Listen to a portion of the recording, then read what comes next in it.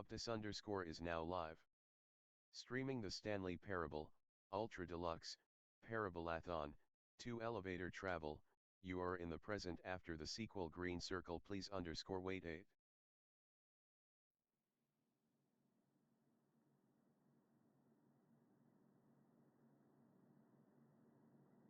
Oh, nothingness. Bleh! Heaven preserve us from that. But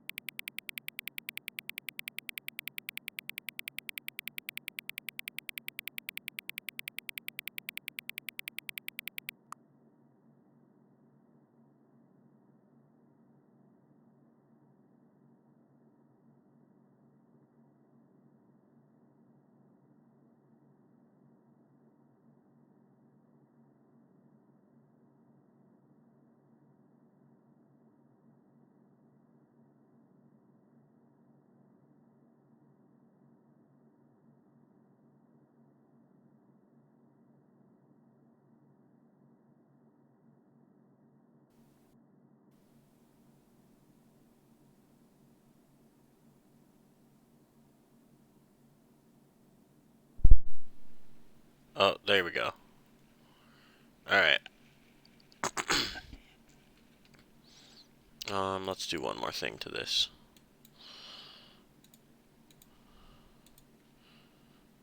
The doubler's not working.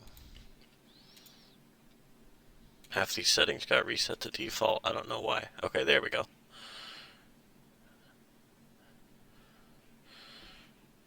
Okay, so welcome to the elevator.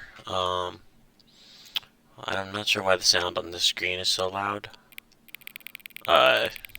It's almost as loud as my level, which is not supposed to be because I set the sound to like 10%. Because I'm getting ready to do a part of the game that has a very annoying noise, and so we are going to listen to it, but we're going to listen to it at like volume 5 out of 100. It will be way quieter than this sound currently is. But it feels like I'm finally prepared to, or able, I should say, not prepared. Like, I finally have the ability to start talking about what's happening in this game experience and what exactly I have to say about it. So the game has given me a belief that I've seen basically all of the sequel content, but I'm actually not sure. There's quite a lot of things I have to do, starting with today's session, before I start to even feel like verify or authenticate what I feel like I have found now in this gameplay experience. But we're going to listen to some Alan Watts and Terrence McKenna. This part of the game takes several hours to complete, so I'm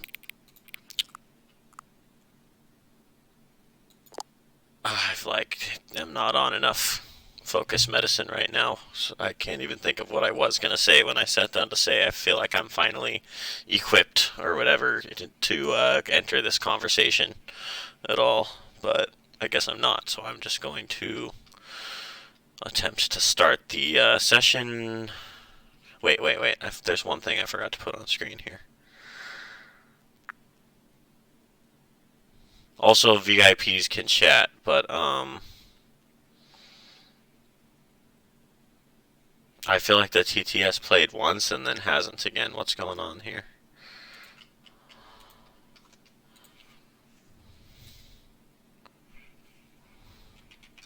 Bob.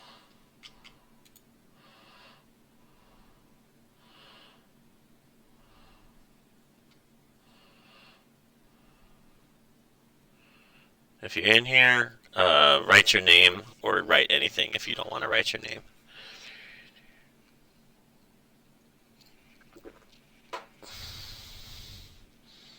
For some reason, the TTS stopped saying who's speaking, so I think I like it better that way, but I'm not sure I ever intentionally set a setting for that.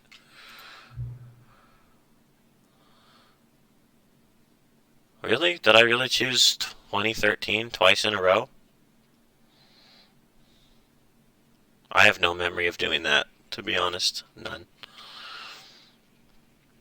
We need to sound check, though. I do need to sound check because otherwise I won't know that the sound is working. So, need to sound check because otherwise I won't know that the sound is working. Well, the voice doubler sounds pretty good. It sounds more like a little tunnel than usual.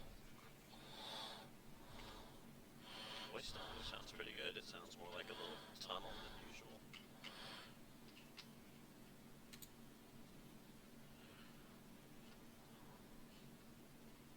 Okay, browser is correctly feeding out 50% volume sound back into the broadcast channel.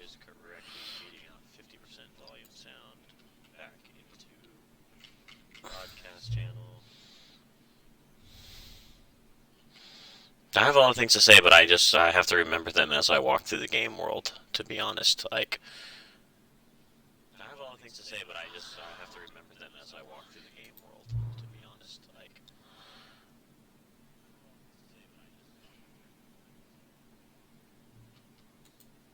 alright, I believe the sound check is good. But let me send a chat from another. I believe the sound check is good. But let me send a chat from my mod phone. Let's do this one.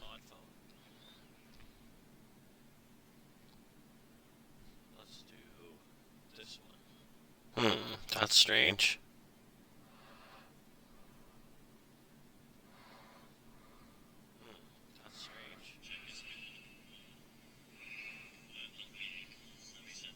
Fortress architecture. It's not speaking out the emotes. Let's do this one.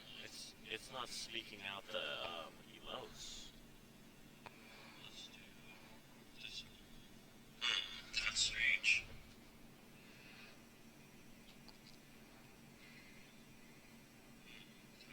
I guess that's weirdly optimal. I'm not even sure how to set that on purpose, but I'll take it. It's not saying names, it's not speaking emotes. It will literally only speak something you type manually.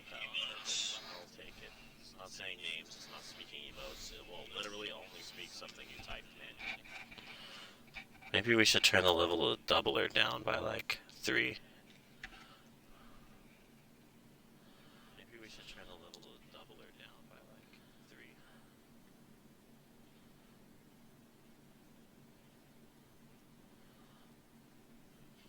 Okay, I'm gonna shut the sound check down. I'm gonna leave it at 1% to 50% and see how that sounds for the rest of the session.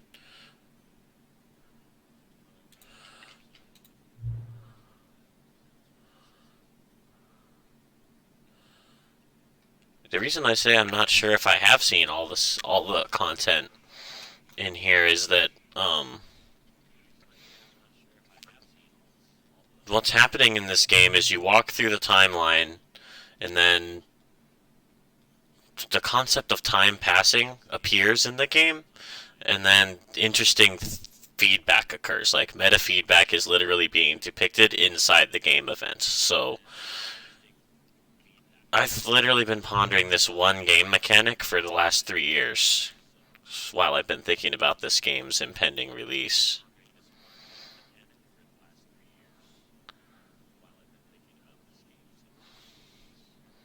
Um, is 8:13 p.m. the exact moment in the day when you decide it's time to play video games? Kinda, yeah.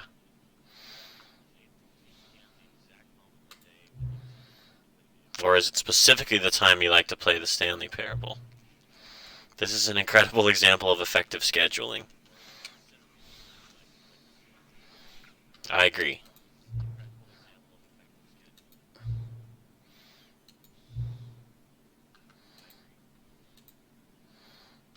Now, back to the thing that I forgot. Apparently, sound is now working in the background. I don't understand why that wasn't working originally. I would lose the sound. Or,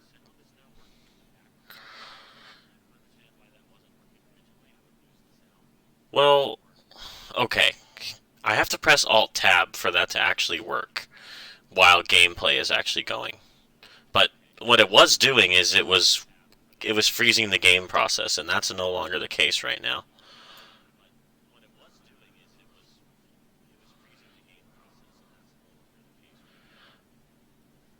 Um, I've got an image shower here called Virtual Room Cam.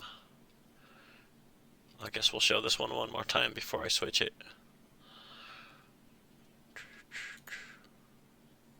Stanley Bucket. Okay, so now when I change it, it will just show. Now what was I changing it to? Oh yes, a screenshot I just made this morning. Outside falling. Here we go. Cool.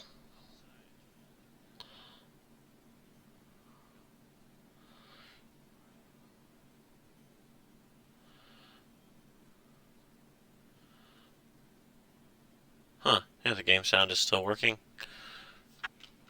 Okay, so now let's double check the settings. Oh, interesting.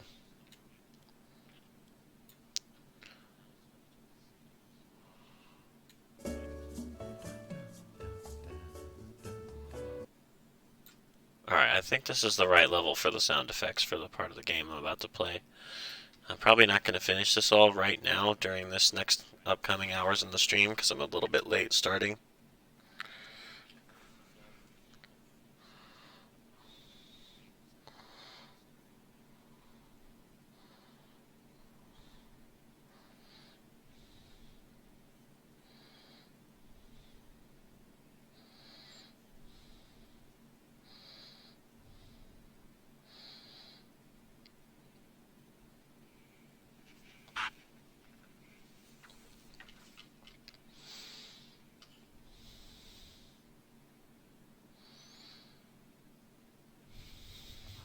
Controller.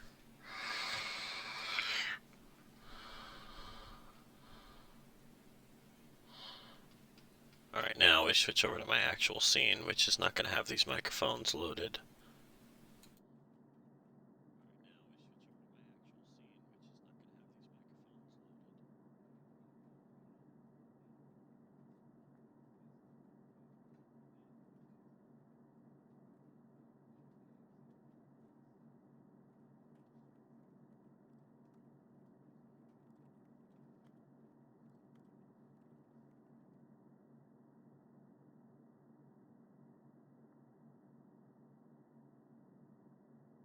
This is the story of a man named Stanley. Stanley worked for a company in a big building where he was employee number 427. Employee number 427's job was simple. He sat at his desk in room 427 and he pushed buttons on a keyboard. Orders came to him through a monitor on his desk, telling him what buttons to push, how long to push them, and in what order. This is what employee 427 did every day of every month of every year. And although others might have considered it soul-rending, Stanley relished every moment that the orders came in, as though he had been made exactly for this job. And Stanley was happy. And then one day, something very peculiar happened. Something that would forever change Stanley. Something he would never quite forget. He had been at his desk for nearly an hour when he realized that not one single order had arrived on the monitor for him to follow. No one had showed up to give him instructions, call a meeting, or even say hi. Never in all his years at the company had this happened, this complete isolation. Something was very clearly wrong. Shocked, frozen solid, Stanley found himself unable to move for the longest time.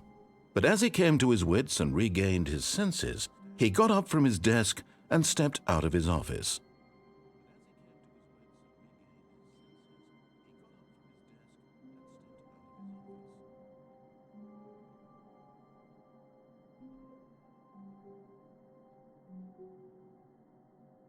All of his co-workers were gone. What could it mean? Stanley decided to go to the meeting room. Perhaps he had simply missed a memo.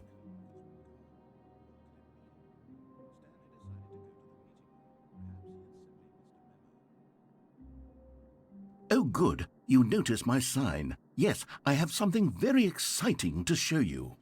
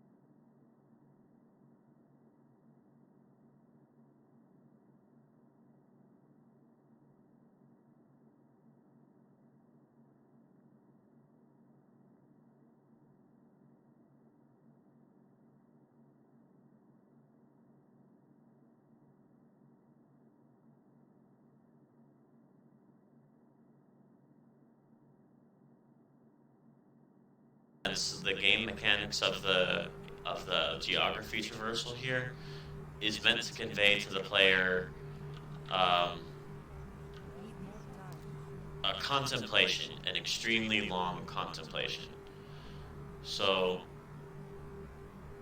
the primary way I plan to do that is by presenting an environment that is so incredibly huge and yet consistent. Like, the dark room is the dark room the whole way through. There's no corner of it that isn't dark.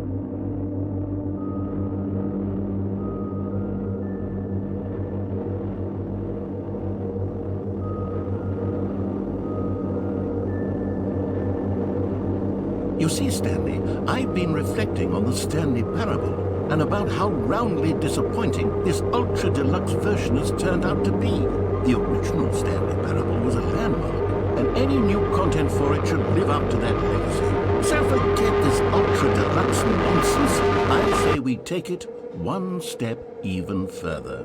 Which is why I'm very proud to announce for the first time ever The Stanley Parable 2.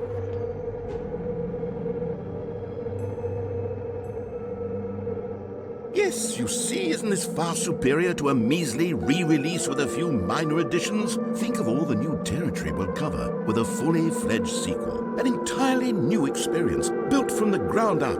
Why, there are so many possibilities. It could go in so many different directions. This is what fans have truly been asking for. Now, to be clear, I haven't quite nailed down what exactly the Stanley Parable 2 is going to be, but let's take a look at some of the features I've been developing for it. I figure that if I can loosely organize a handful of interesting concepts, that surely the game will sort of naturally spring up around them. It'll all work itself out. Here we are. Go on, try out some of the new features.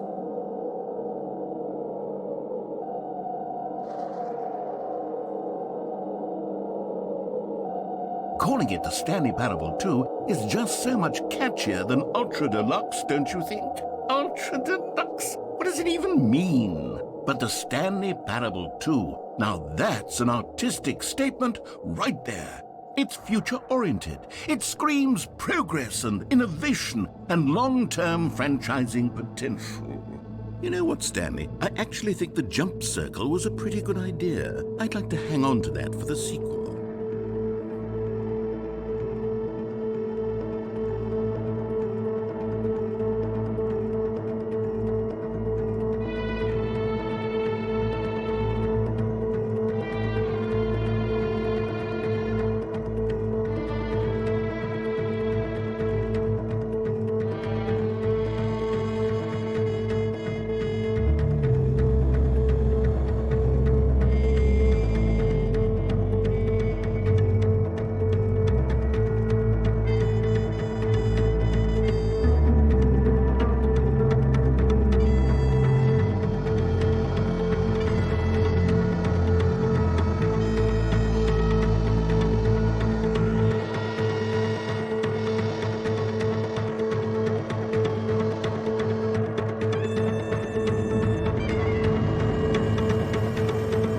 Co-workers were gone. What could it mean?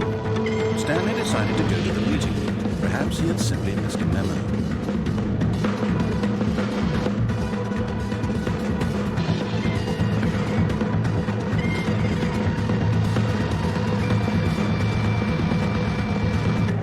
When Stanley came to a set of 2 open doors, he entered the door. This was not the correct way to the meeting room, and Stanley knew it perfectly well. Perhaps he wanted to stop by the employee lounge first, just to admire it.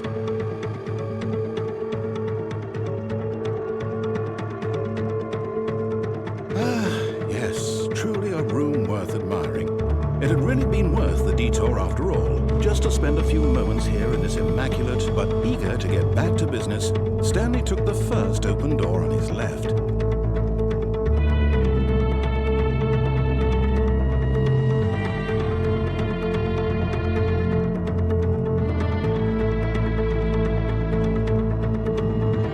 Stanley was so bad at following directions, it's incredible he wasn't 5 years ago.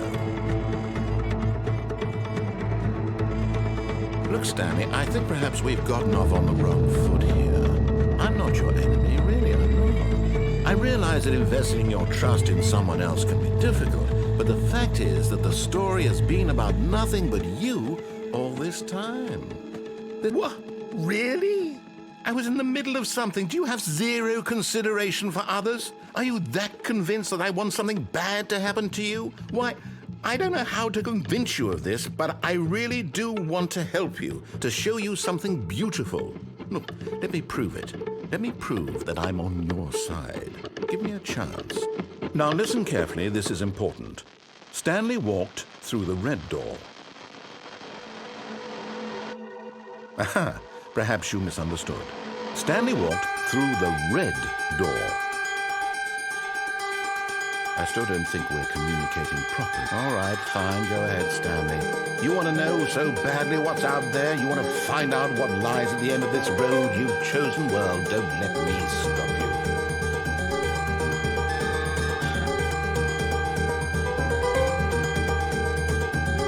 You see, there's nothing here. I haven't even finished building this section of the map.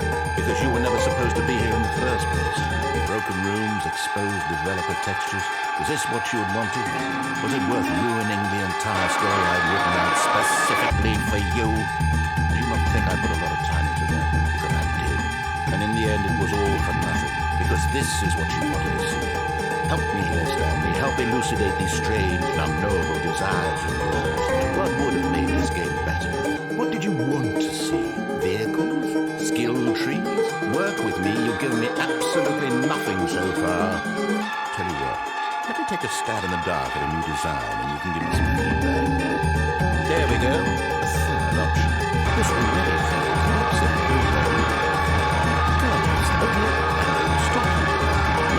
Tell me about your experience with this new version. Would you say that the game benefited from allowing you more choices? Feel free to be honest. I'm looking for some real critical feedback here. Aha! You see, I knew I was onto something. Where do these flashes of inspiration come from? How did I know the game needed a third door? Well, it's instinct mostly, a calling in your gut. I really couldn't say where the idea came from, except that I felt it in my soul. You can't teach that, Stanley. Don't even try. Here, based on the data from your previous playthrough, I've compiled a new version. And to be perfectly candid, I think I've knocked it out of the park with this one. Let's take a look.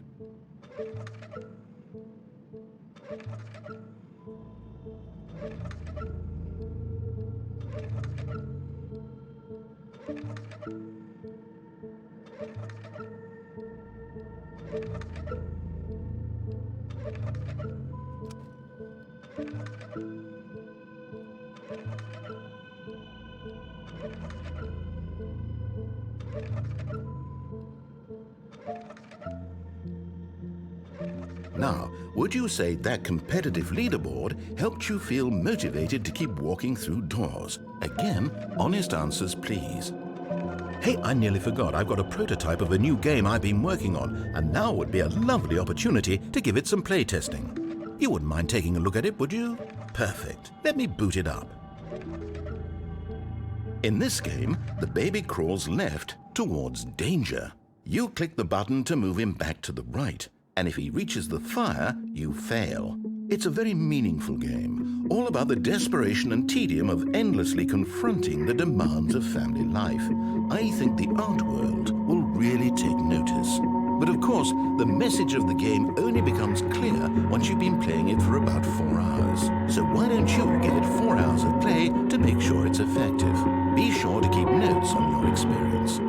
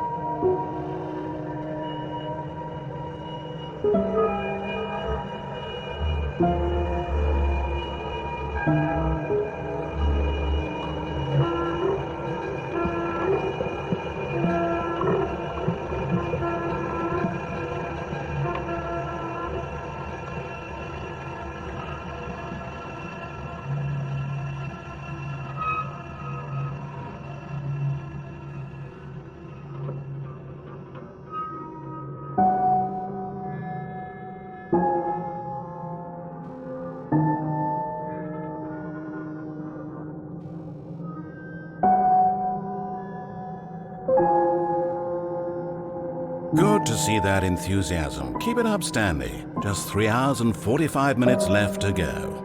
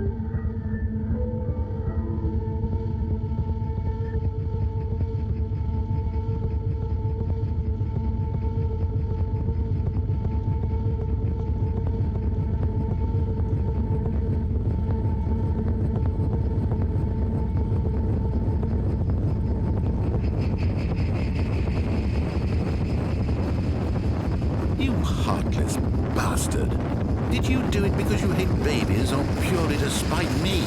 Because if it's the latter, well, I don't know what to do. I'm completely out of ideas. I can't think of a single thing that might improve the experience for me. I'm not even going to try. I'm out, I'm done. It's over. Thank you for playing. Your input was extremely valuable. Oh, hey, since my game was so awful, why don't we play someone else's game, just to ease the pain? Let's see. What do we have here? Yes, this seems like it'll work. Let's give it a shot.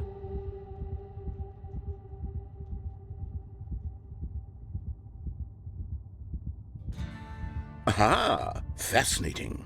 What do you think this game is about, Stanley? What's our backstory? What is our motivation?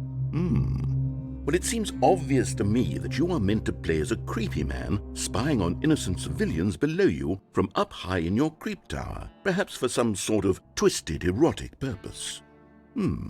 Yes, that must be it.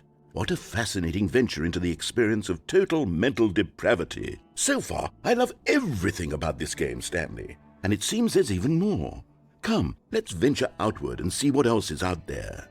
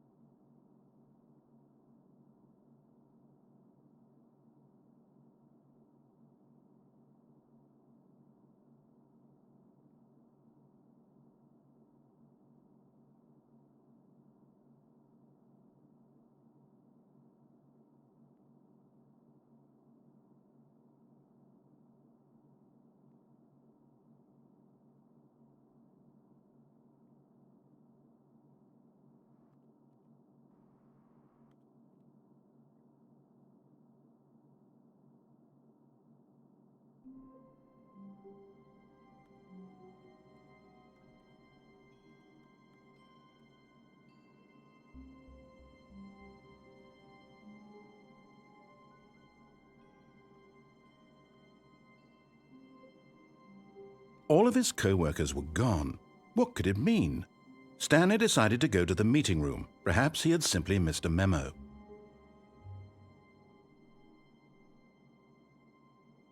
When Stanley came to a set of 2 open doors, this was not the correct way to the meeting room, and Stanley knew it perfectly well.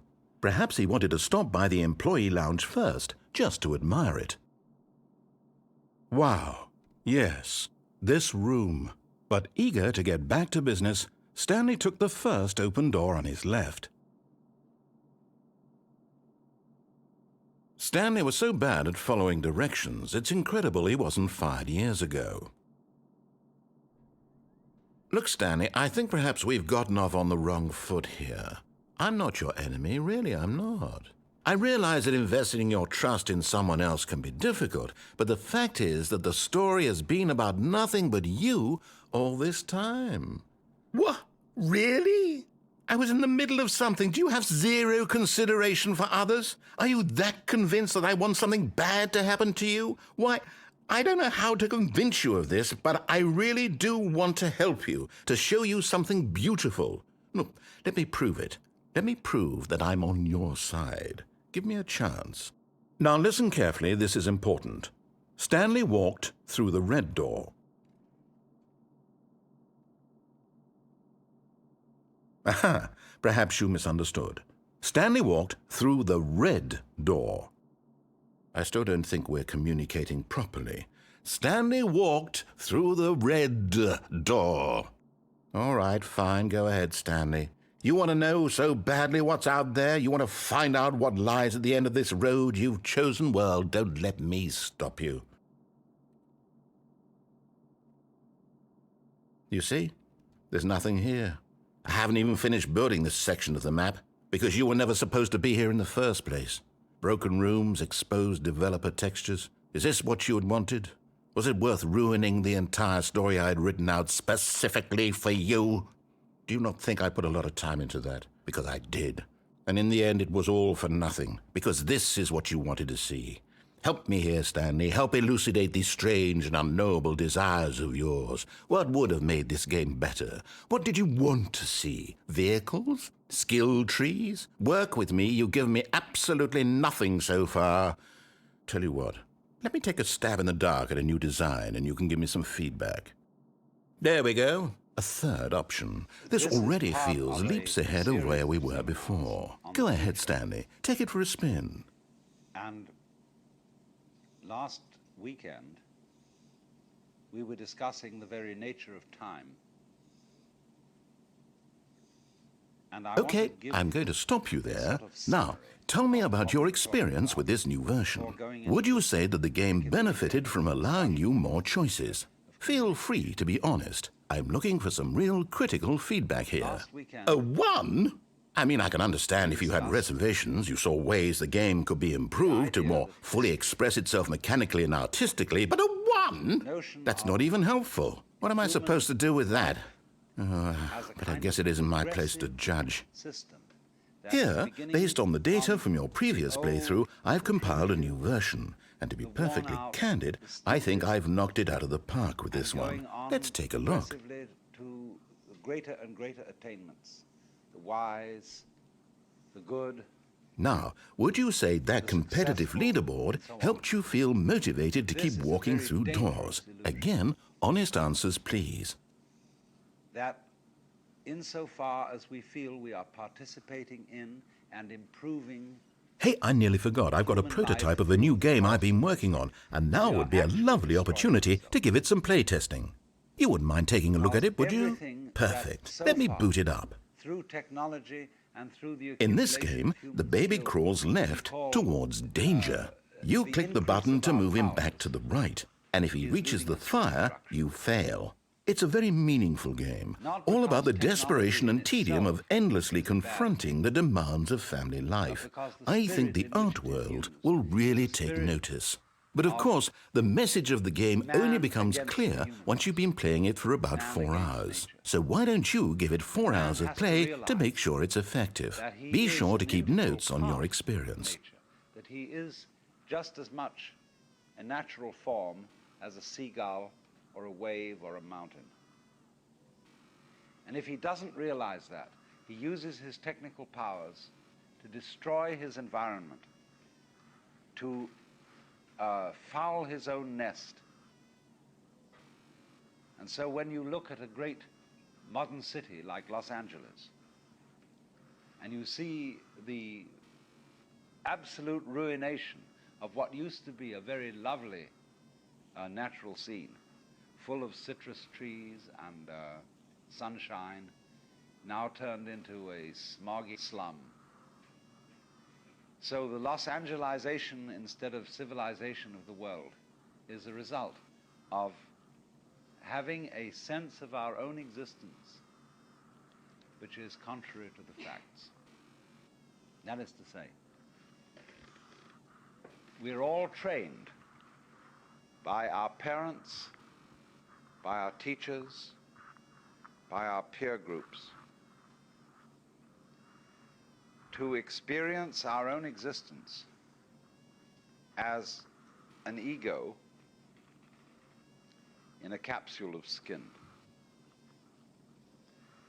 confronted by an external world which is not ourselves, definitely not. And that this external world is something that really threatens us because we've been brought up to the idea that basically it's mechanism. It's a stupid, unintelligent manifestation of energy.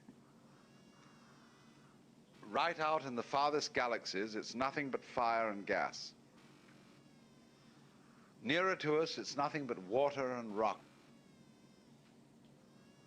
And it's full of buzzing insects and other organisms that are inferior to the human status, and therefore something that's not to be trusted at all.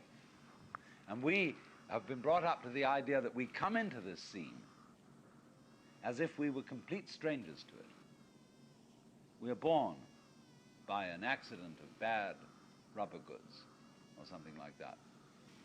And we arrive in this and confront it like that. See?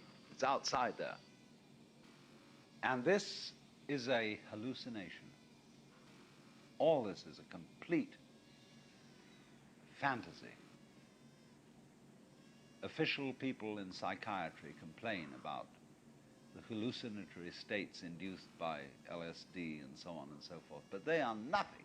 They are nothing in their hallucinations compared with the hallucination of being a skin-encapsulated ego. One is not that. For example, it's a very, very, very simple. A human being exists by virtue of living in a world where there are plants, where there is air, where there is water, where there is sun and its temperature.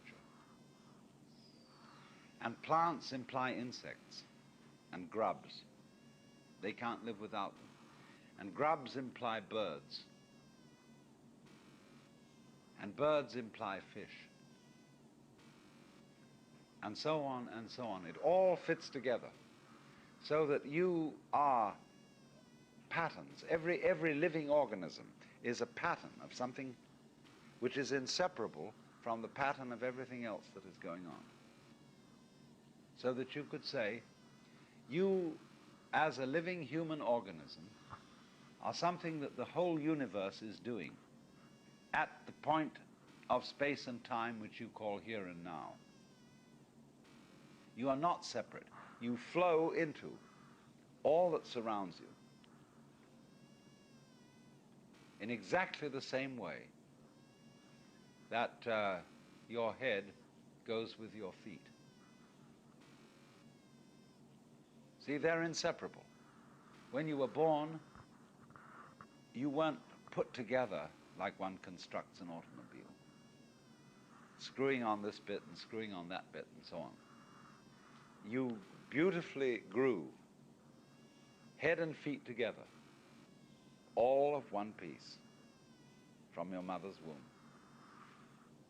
And in exactly the same way that your head and your feet are related together, so you go with. I want to get this word into the English language. Go with. Instead of cause and effect, instead of that mechanical understanding of the world, which was Descartes and Newton, they thought of the world as billiards. You hit a ball and it goes, and it hits that ball like that, you see. And they thought of cause and effect. You don't need to use that concept at all. Go with.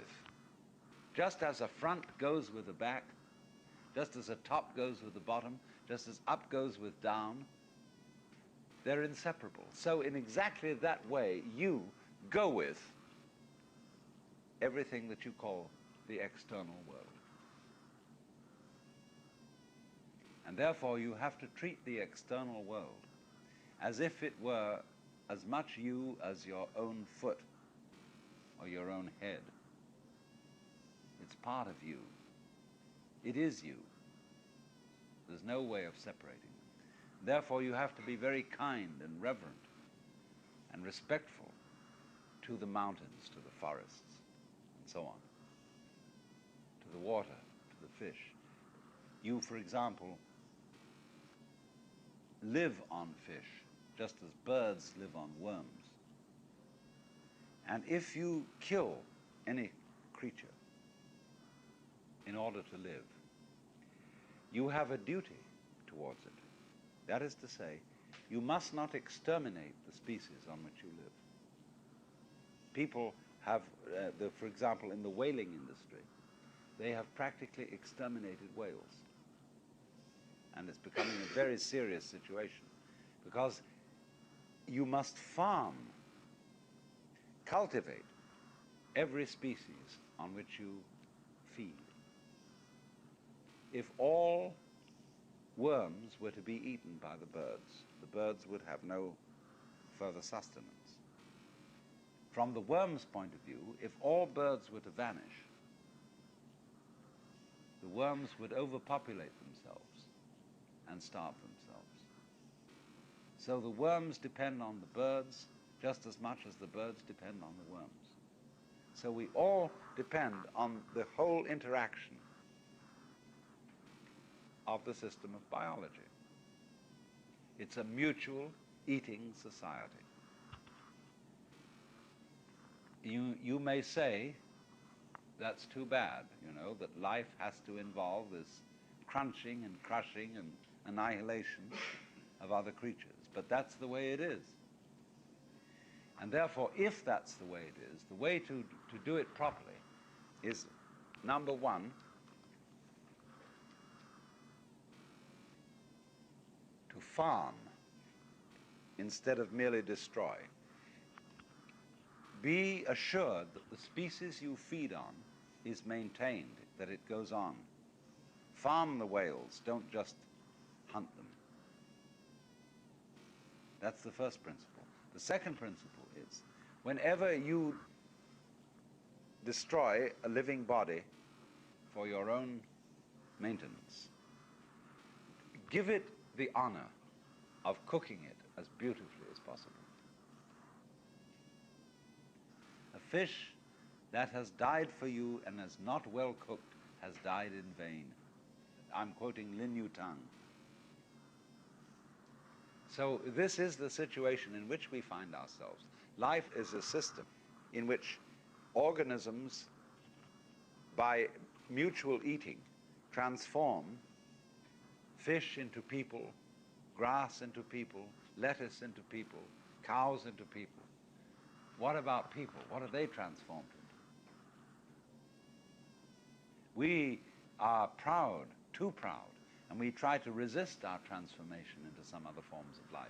And therefore, we have a wretched profession of morticians, otherwise known as undertakers, who try to embalm us and preserve us and put us in concrete and bury us, instead of letting us simply join the biological rhythm. Actually, what should happen when a person is dead is that they should be buried 3 feet underground with no casket. Good to see that enthusiasm. Keep it up, Stanley. Just 3 hours and 45 minutes left to go. Should be allowed to lie fallow for some years. And then it would be beautifully fertilized by human bodies, and crops would grow out of it. They always say that the best wheat is grown on old battlefields. But you see, we resist that. And the morticians will put an ad in with some girl who's lost her husband, looking out of the window on a rainy day. They say, trust us, he's not rotting really, We've got that concrete thing, we've got that extra special covering, that super embalming, and the corpse is still there. Baby, don't worry. How mad can you get? How insane, how ridiculous.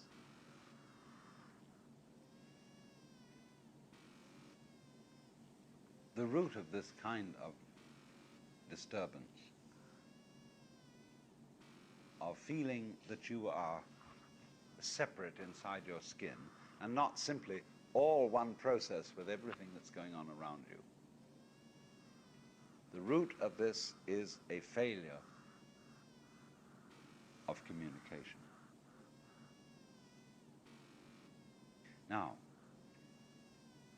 if I want to talk about communication, One of the funny things that occurs to me straight off is that the subject of communication is really the same subject as life. Life is communication. But let's take the subject of advertising. Life is advertising, because the moment, what is advertising doing? Advertising is trying to promote somebody's game, somebody's existence, somebody's biological reality, because he's maintaining himself by selling something, and he advertises it so as to sell it. So one could say that all life is advertising. Everybody advertises himself in some way or other. Or take another subject, strategy, military strategy. All life can be seen as a form of strategy. Any major department of human life that we classify, we can call it business, we can call it strategy, we can call it advertising, we can call it communication. But we can see all life as that. How then are we going to define communication as a particular human activity, as distinct from other activities? What is the difference between communication and architecture? What is the difference between communication and playing on the stock market? What is the difference between communication and football? These are very, very difficult things to define, because there is no difference. Football is a form of communication. Sex is a form of communication. There isn't anything that we do that isn't a form of communication, and therefore you may say, why talk about communication? Because it's everything anyhow. So in order to define the field, I'm going to talk about communication more narrowly. Communication is language. Communication is the world of symbols. It's true, sexual intercourse is a form of communication. But I'm not going to include that sort of activity in what we're going to discuss. What I'm going to talk about is the way in which human beings use noises, like words, and symbols, like numbers, to represent the things which go on in the material and physical world. If you take a glass of water and you drink it and you taste that, you see, that is an event in the physical universe. But the word water is also in the physical universe because it's a sound. But that particular sound, water, is used in a way that is peculiar. It is used to represent that transparent liquid that you drink. So alongside the physical universe of people and everything that's going on, there is another universe that we have invented of words and signs and numbers that represent the physical world. And we are very, very preoccupied with this symbolic world. And we very often confuse it with what it represents. Especially this is true in the United States of America. This is a country, a nation, a culture, which is devoted in a most peculiar way to symbols. Not so long ago, the Congress of the United States voted very serious penalties against anybody who burned or mutilated the American flag.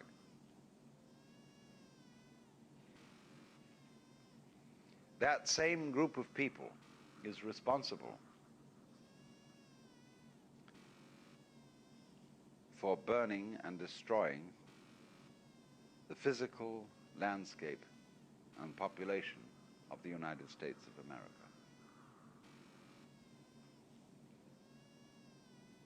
They will not properly resist the depravities of lumber companies who are destroying the redwood forests, the watersheds, the industries who foul our streams, deprive us of water, poison the air. That's all fine, just so long as you don't destroy the flag. The flag is the symbol, only the symbol, of the physical country. But they, instead of protecting the physical country, protect the symbol.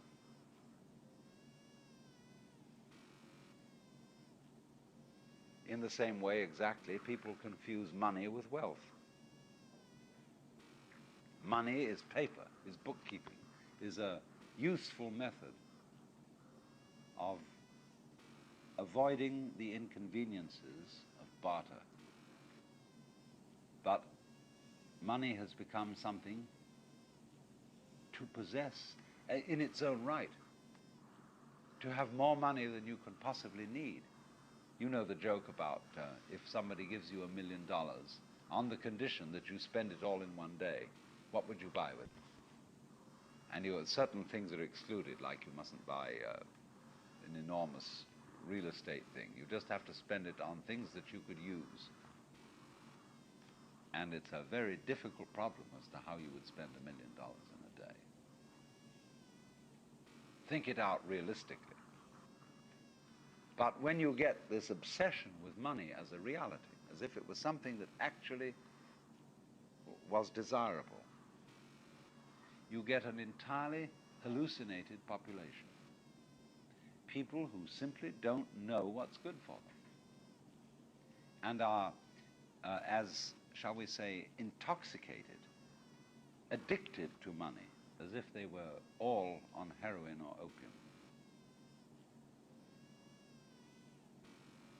This is the confusion of the symbol with what it's supposed to represent. So then, let's inquire carefully into the origin of all this, because before we explore the future of communication, through symbols, through words, we've got to look a little bit at its past. At some point in the development of mankind, and nobody historically knows how long ago this is,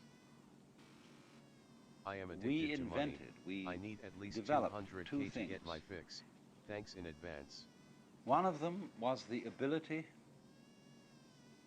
to scan, to pay attention, to use our consciousness in a focused way. In other words, to notice what's going on.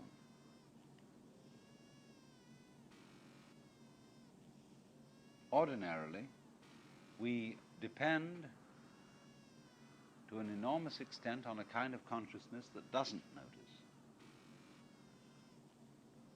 That is to say, you're functioning all the time, breathing, beating your heart, even driving a car while you're absorbed in conversation with your friendly passenger. You're doing an enormous number of things very well indeed without noticing what you're doing. Your entire physical existence, as a matter of fact, I don't enjoy anything goes but on being and maintains outside, but itself at least without I can your buy safety noticing from anything abuse about and it. whatnot. So your would be nice faculty for a of change. noticing has the same relationship to your total organism as, say, on a ship. The radar is scanning the environment, looking for trouble. That's all it looks for another ship that it might collide with, for a rock, for the proper entrance to San Francisco in the middle of the fog. That's what the radar is looking for. But besides the radar, there are all kinds of things going on a ship that are much more fundamental and essential. We're contributing. So in the same way, in the human organism, we have a radar. We call it conscious attention. And we are constantly scanning our environment and noticing this and that as to whether it is advantageous to us or disadvantageous. But that's only a little frippery on the top of us. Useful, yes, important, but it's not you. The real you I need an oiler to is the contribute. you that is beating the heart, shaping the bones, all that. And we have learned, you see, by a curious social process, to identify ourselves, our very selves, what I say is the real me. We've identified that with the scanning process, the little radar job, instead of identifying it with the whole total organism. Wanna make this a disco And therefore ball? we are estranged from our own bodies. And by virtue of being estranged from the body, we are in turn estranged from the physical environment of nature. If you understood, if you really clearly realized that you are your own organism, you would at the same moment feel, because your organism knows it, that you were one with your Ain't environment. nobody going to know disco. This organism is related to the world outside it in exactly the same way that, say, a whirlpool in a river is related to the river. Everything outside you is sort of creating you by flowing through you and humaning, bodying, just as when the river moves, it whirlpools Feels birthday man. and then goes on. So the entire physical universe is peopling all around here, you see. But conscious attention doesn't deliver that to us as an experience. Why? Because conscious attention on noticing is a function of consciousness which is separative instead of unitive. It analyzes instead of synthesizing. I don't want to, by saying this sort of thing, to put it down and say it's a mistake and something that shouldn't have happened. It's a very beautiful function, provided it doesn't annihilate and distract us from seeing the world synthetically as well as analytically. In a mirror, you can see many images, all different, clear, and distinct. But underneath the difference of images, there lies the pure silver of the mirror. So in exactly the same way, seeing all the details clearly analyzed, we need to remain aware of consciousness itself, of awareness itself. Just as, for example, all galaxies, all physical bodies exist in space. What do you think space is? Most people think space is nothing. Space, however, is you. Space is consciousness. Space is the mind. Space is what you call self, me. That's space.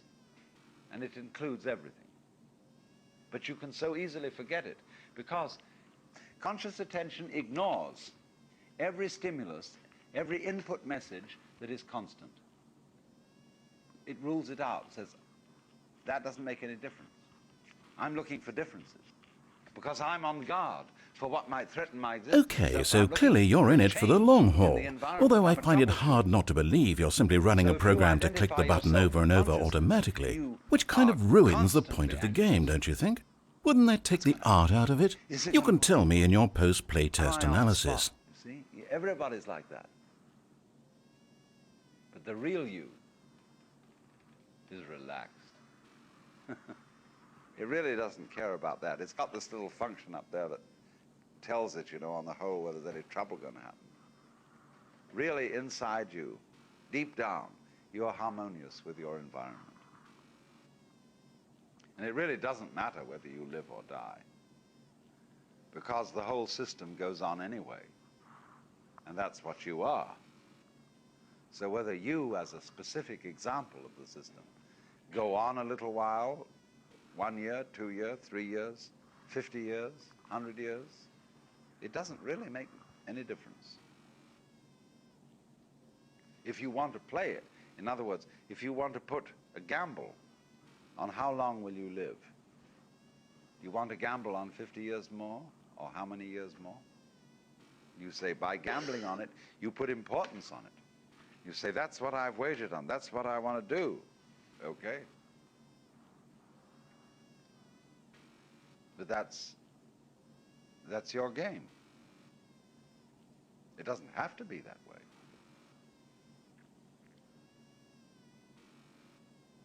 So what we have then is a situation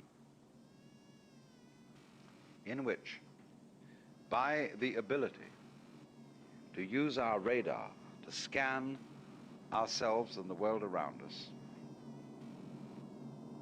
and to notice features of this universe, we notice these features by being able to put symbols on them. You notice the face as something distinct from the knees by being able to call it face and call knees knees. You do not have the capacity to notice these different features of the human body without being able to assign some symbol to the part that you notice. This is absolutely crucial. Noticing and language go together. Noticing is the same thing as what we call notation. Notation, as in music, symbols, little signs to identify sounds on a scale. Words to identify bits of the world. Numbers to identify how many bits. All this goes together. So to attend, to concentrate, to watch, to be aware in the way that a spotlight focuses on the surroundings. This goes hand in hand with symbols. One uses the world of symbols, the world of special noises, not like ordinary noises, not like the sound of the wind, not like the washing of the waves, but the noises made by speech to create a separate, almost separate world of noise forms, which of course we can think silently in our heads, subvocally, as thought forms. They're all the same. It's forms of noise, forms of air vibration used to stand over against the world of ordinary, direct physical experience and represent it in a clumsy way. Clumsy, yes, clumsy, because conscious attention as a scanning thing, as a spotlight roving over, however fast it goes, tickety-tick, tickety-tick, tickety-tick, tickety-tick, all around. As I watch you, if somebody measures where my eyes look, it can be done. They will see them dancing over you, picking out significant points. But that way of looking at life can only comprehend what's going on in a very clumsy way, because the actual physical world is an operation where we would say uncountable, innumerable things are going on all together, everywhere at once. And so we say, what a complicated world we live in. Now actually, this world is not complicated at all. It is perfectly simple. It's only complicated when you try to think it out. That's what it means. Complicated, the word complicated, expresses a relationship between the physical world on the one hand and on the other a scanning system which is trying to understand and represent in symbols the physical world bit by bit, as, for example, if we would talk about it. So when you try to talk about the world, it's a complicated world, but only because you're trying to talk about it. In itself, it's not a bit complicated. The human body is from the point of view of surgery and physiology, infinitely complicated. Its networks of veins and nerves and so on is absolutely extraordinary. But we say these words extraordinary and complicated because we are confronted with the task of trying to translate this body into language. And language is very clumsy. It's like if we would say we would move the Pacific Ocean into the Atlantic Ocean with a beer mug. It would be a very complicated thing to do because we'd have to take it mug by mug across, fly them across by jet plane and dump them in the Atlantic. It would be very complicated. But that's what you do when you think about the world. You take thing by thing, fact by fact, idea by idea, and it's like beer mug after beer mug of water going from the Pacific to the Atlantic. So we say it's complicated. It isn't. It's only if you approach it with a certain method, then it's complicated, because you insist on that method. And you say, well, that method is me. I am the method of taking in the world bit by bit. But that's a hallucination. You're not. Each one of you includes far more capacity than that narrow method of taking in the world bit by bit. Because every nerve end in your body is alive and aware. Every organ is functioning without your thinking about it. And that's you.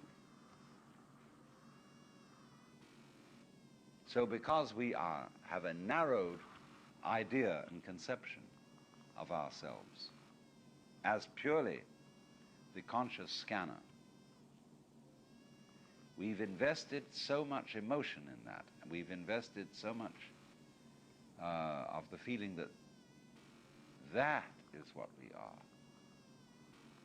that we are completely miserable and tormented.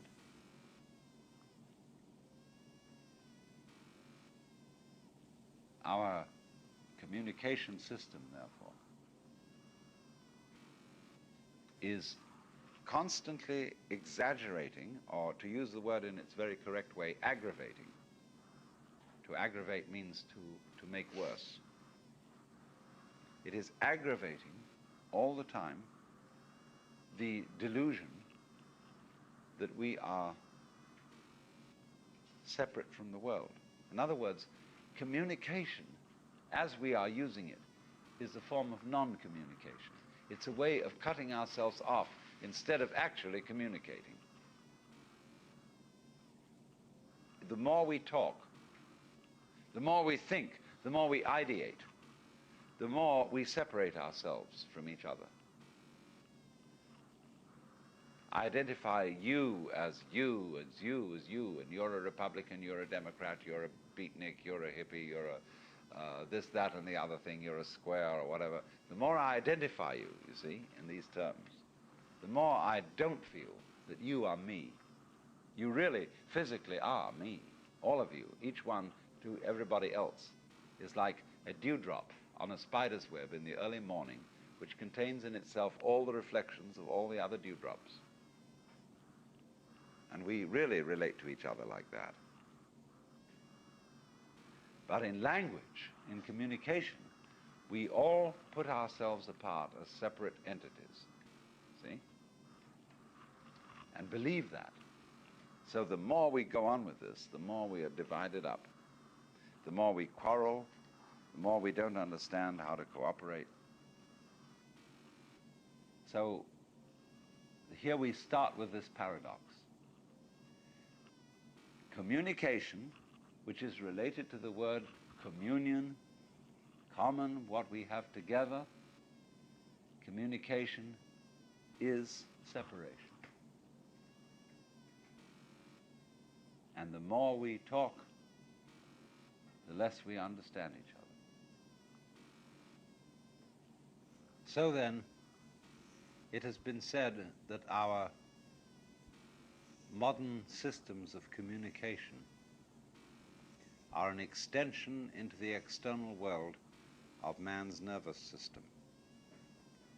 Telephones, telegraph, radio, television, all this network of electronic devices is extending our nervous system in the same way as a wheel extends our feet. But consider the problems that are arising out of this. The extension of the nervous system electronically means the end of privacy. As if all your interior thoughts were to become instantly public and available to everyone.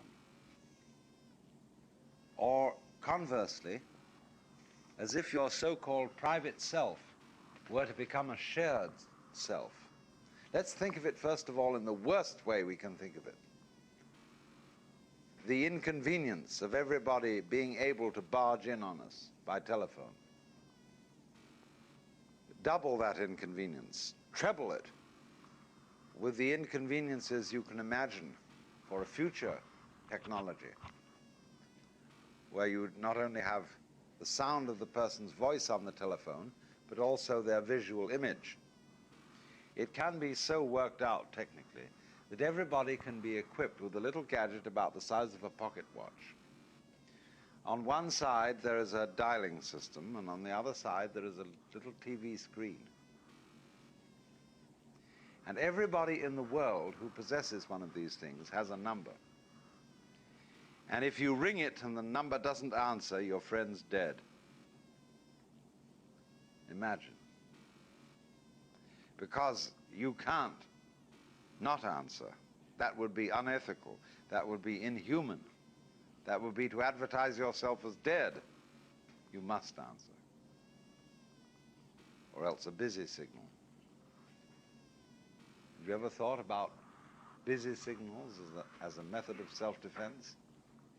Because we do it all the time when we say, somebody asks you to do something you don't really want to do, you excuse yourself on the grounds of saying, well, but that day I happen to be busy.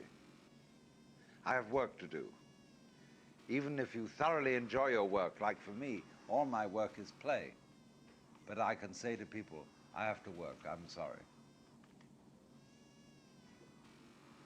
And I feel slightly dishonest, and I don't know what to do about it.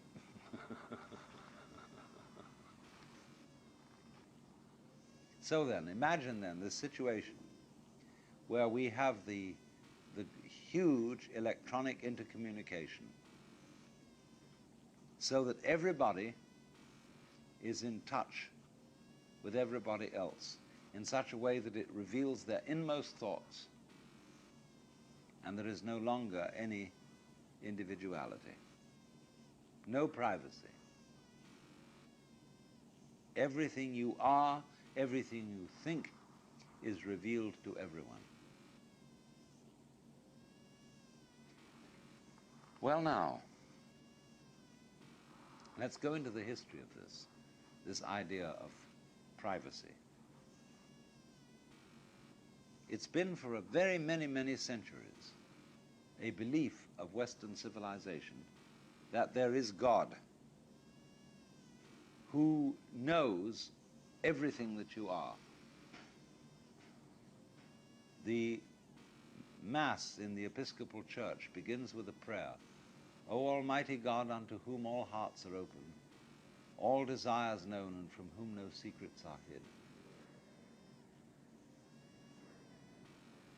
That we have lived centuries now, before we now in this modern age who don't perhaps believe anymore in this monarch God. But before us, our grandfathers and our great-grandfathers and so on, all believed that there was a reference point called God to whom every single secret thought that you had was an open book and was watching it all the time. Because according to St. Thomas Aquinas, God the Father creates the universe by knowing it. In other words, you see a flag flapping out there, which you would say is an insignificant little rag on a pole. But according to St. Thomas, that rag flaps there only because God, with his entire infinite energy, is concentrating on every single molecule of its being. And by virtue of that concentration, it exists. So God is an every which way intellect that penetrates everything, that concentrates on everything, and only because of that does the thing exist. So when your thoughts move in your brain, they do so only because the Lord God Almighty is supporting them. When you say in the Creed, Pistepho is enatheon panto pantocratera. Pistepho, I believe in one God. Panta pantocratera, the ruler of all things. The pantocrat, not the aristocrat, the pantocrat, the all-ruler, who therefore is in charge of everything that happens. Every happening is an expression of the divine power. But you as an individual are privileged with freedom to use the divine power any way you want. You can do evil with it or you can do good with it. This is the Christian doctrine. So that when you do an evil thing, when you slit a baby from end to end and eat it, you are doing so with the power of God. But you have gone against the spirit of that power, even though it supports you in doing it. Now that's the idea. So what I'm just bringing up this point to show that the West has had for centuries the idea that there is no real privacy because God knows everything that you do. And we've accepted that. And what we don't want to accept is the idea that our neighbors know what we do. But let's suppose we have a situation in which we know all our friends are listening and all our non-friends, and there is absolutely no way of concealing our inmost thoughts from general inspection.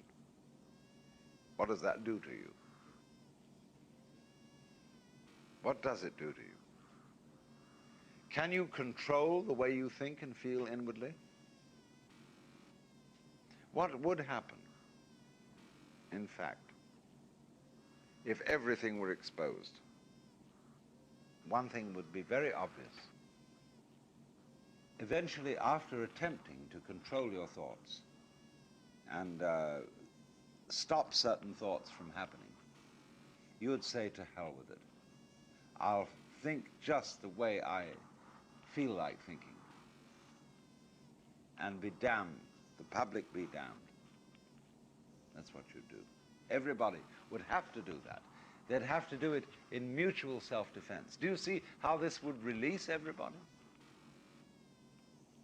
If we all could interpenetrate each other and know each other through and through, we would forgive each other all our sins.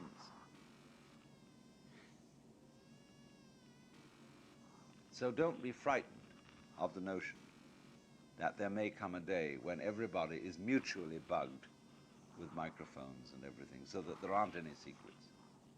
Why have secrets? Why have secrets at all? But the moment you overcame the notion, you see, that you have to be defending yourself,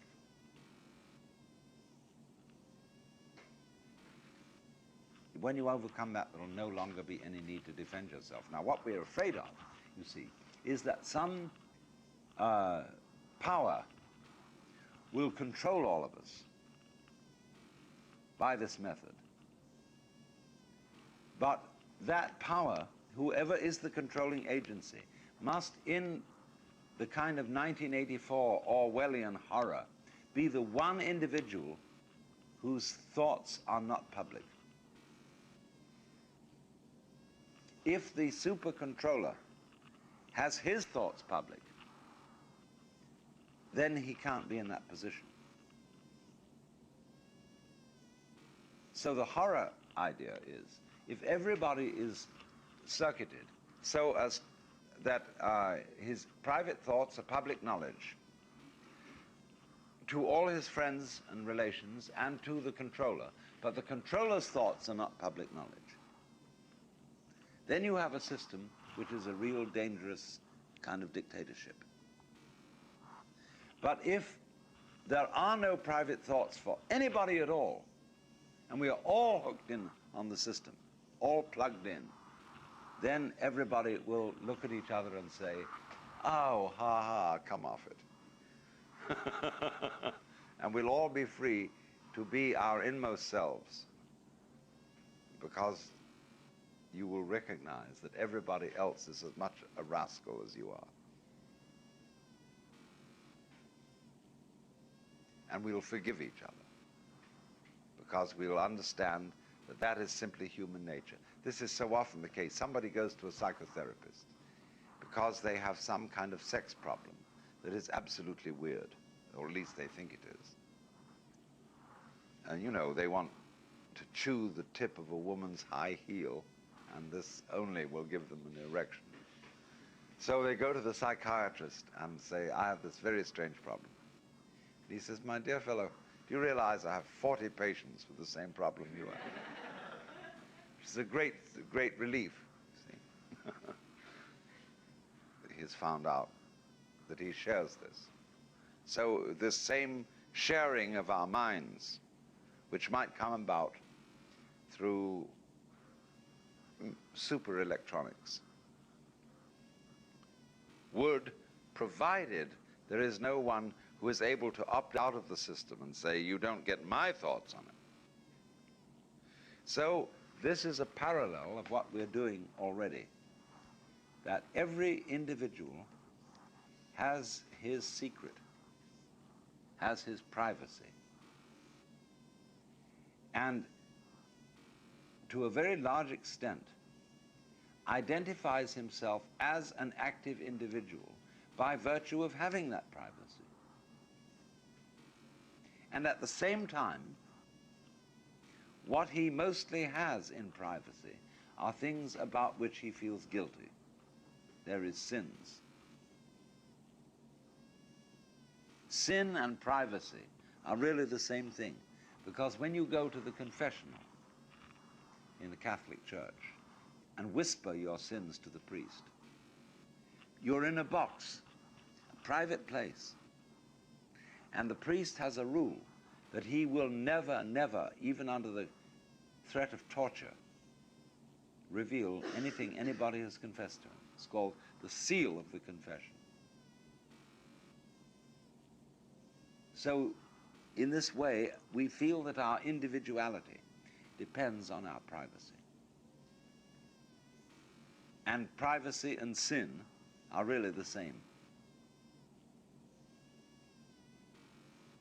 Now, everybody who is at all sensitive likes to be alone. You like to be able to go out on a sailing boat all by yourself and float in the middle of the water, or climb up the mountain, or go into the air, and or just retire into your own place and relax in loneliness. But I want to make the point that loneliness in that sense and privacy are quite different things. The privacy of having a secret in you that should not be revealed, that's just a silly joke. In other words, we all know perfectly well that Jesus Christ had to go and excrete, although no mention is made of it in the Gospels. There are certain kind of people who, just because that wasn't mentioned, drag it out and would draw cartoons of Jesus sitting on the toilet, like Paul Krasner in The Realist. He loves to bring out this side of life, you see, where idols are debunked by being shown up as, after all, human. But that kind of humor, that sort of sick humor, can only exist in a community where, indeed, there is a peculiar self-defensive privacy, and where we base our individual existence upon secrets. And this is why, of course, clothes, as I mentioned earlier today, are of such immense importance to us, as the masks that distinguish us. In a nudist camp, everybody is kind of depressingly equal. And you have what you have. If you're young and lucky and strong, you look beautiful. But if you're old and saggy and not much, you look like a kind of a wet potato. So, in order to show that you are more mind than body, that you have something in you that isn't just this flesh, you express yourself in clothes. Great, great, great, wonderful. But everybody with X-ray eyes knows just exactly what you are underneath all that. Now let's take the X-ray deeper and read your thoughts. What kind of a going on are you? And at first you say, oh God, listen to those person's thoughts. How boring. Why couldn't they be more interesting than that? Because you must admit that the ordinary train of your thoughts is pretty dull. I often think what God must feel like when he has to inspect the ordinary train of thoughts of all these millions and millions of people. And he has to, they can't do that thinking without his being completely aware of it. And just think what he has to undergo. Ooh. But when you look deeper, underneath the conscious thoughts, and you see the fantastic convolutions of the organism which is responsible for this thinking, the marvelous structure of the nervous system and the brain, that becomes really interesting. And yet, you see, here, most of us are. We are all, from the point of view of our organic structure, we are miracles. We are more beautiful than any kind of gem, any work of art ever conceived. And yet we preoccupy ourselves, use this instrument. It's like using a Stradivarius to play chopsticks on, something like that.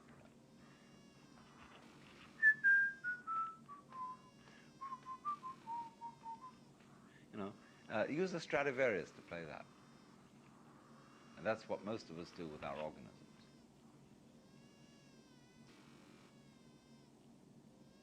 And we think that's terribly important. So much so that we keep it a dark secret from everybody else. But now the moment, you see, we're all public to each other. And there are no secrets. Just And popping I in to is say the hi. talker in this. I hope you weren't expecting more regular intervals of commentary from me, but that's not why you're here, is it? You're here for the game, for the art, for the endlessly spiraling sense of pointlessness and despair. Yes, this is what drives your every action. Keep clicking that button for hope, for freedom, for science, for love. Don't ever, ever stop. Come off it. Wouldn't we? We'd have to agree with each other. We'd have to say, well, hello, everyone. You're me. All right, now, we see our technology moving in this direction. inevitably. But insofar as it is doing this, insofar, in other words, as electronics is making everybody available to everybody else, what we're doing is that we are discovering, through technology, a state of affairs which in fact has existed all the time. Look at it this way. The first thing that human beings created on this planet to communicate with distant points were roads, trails where people walked. With the coming of horses and the mastery of horses, the roads became, as it were, more clearly stamped because of the hard hoof of the horse. But in the 19th century, we began to go beyond roads because we discovered rails, then wires, and the world became a network. The economic world became a network of roads, rails, and wires. But now the fascinating thing is we are beginning to witness a disappearance of all those three methods of communication. The railways and the roads have gone to the airplane, and the wires have gone to radio and television, which require no wires to connect. And you will see that as human beings become more technically efficient, that the scars of technology will disappear from the face of the earth. The moment that everybody has his personal hoppycopter, there will be no further need of the freeway. And the freeway will break up, and grass and moss will grow over it because nobody's traveling it. And it'll disappear back into the landscape. Hooray. What an awful thing it is. You know, the concrete octopus. And these ridiculous automobiles in which we each travel around and make a nuisance of ourselves. But they will vanish because they simply are not technologically efficient.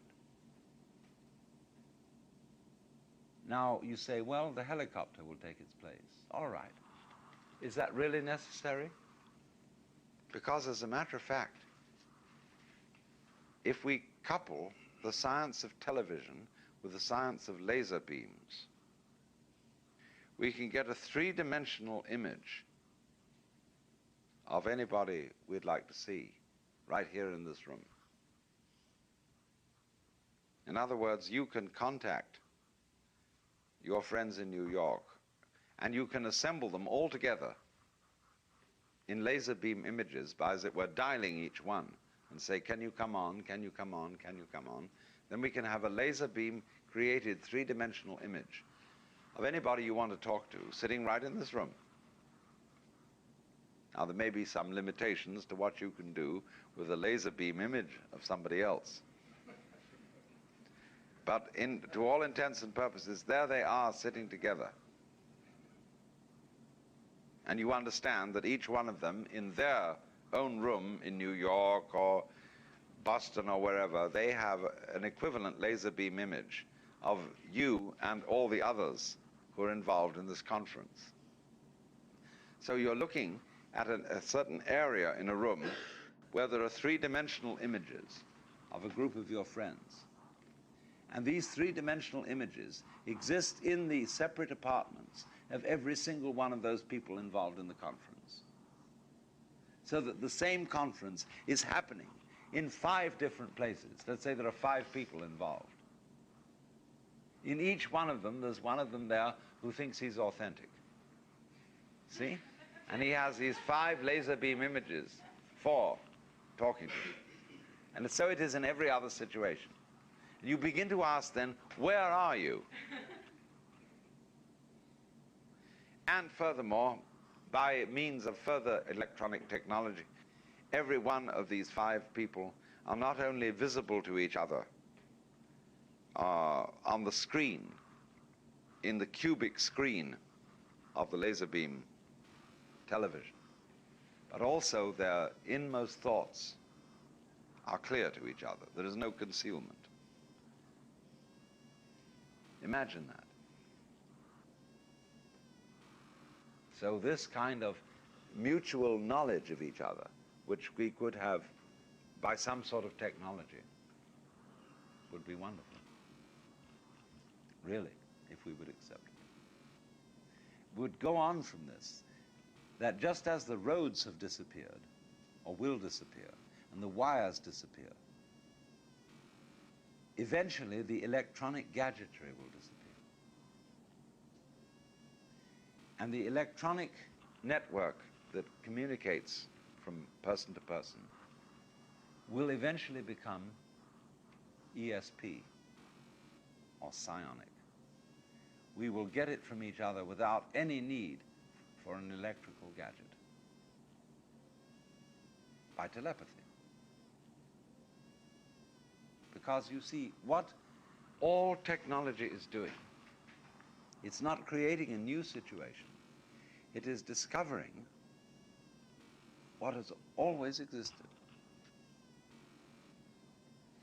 When we started to use conscious attention as our main faculty of understanding the world and communicating with each other, we became ignorant of all the other methods of communication that exist, because we specialized on one. And in order to function in this world, we had to make this one method of experiencing things, find out all the channels of communication that exist, and explain them and talk about them and measure them so that we know they're really there.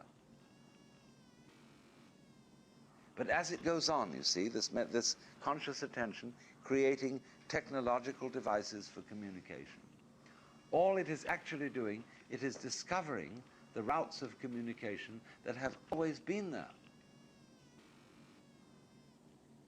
Now, I want to take this a step further. Do you understand this now? Let's suppose we eventually discover that we don't need radio and that we don't need television because we have ESP, and that we come through our technology to make ESP respectable so that we can admit to ourselves that there really is that thing going on.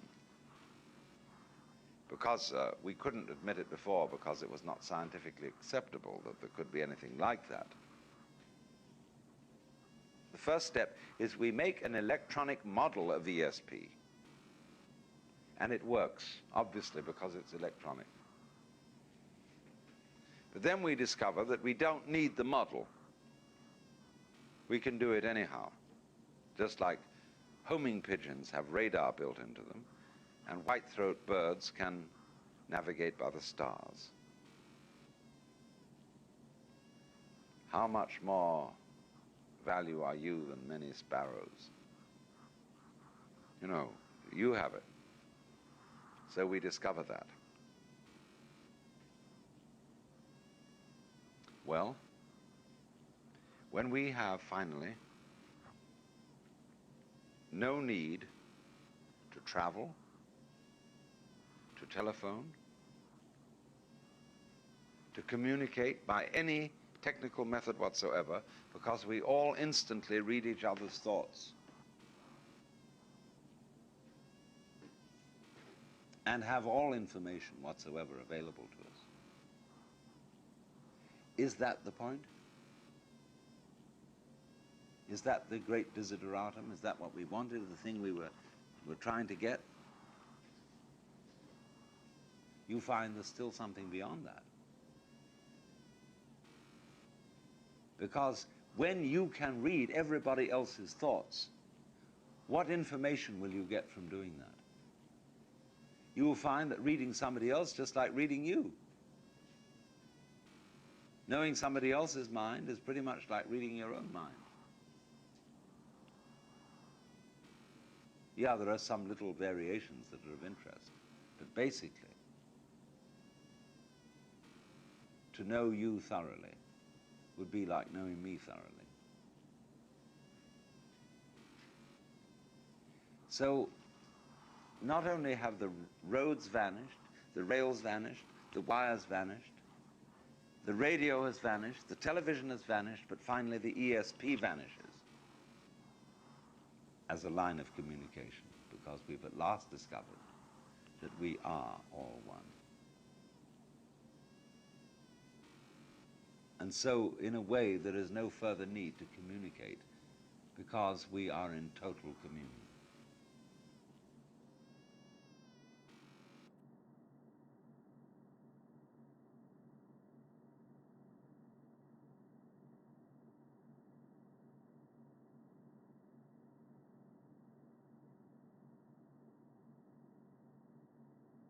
When we communicate, what are we really communicating about?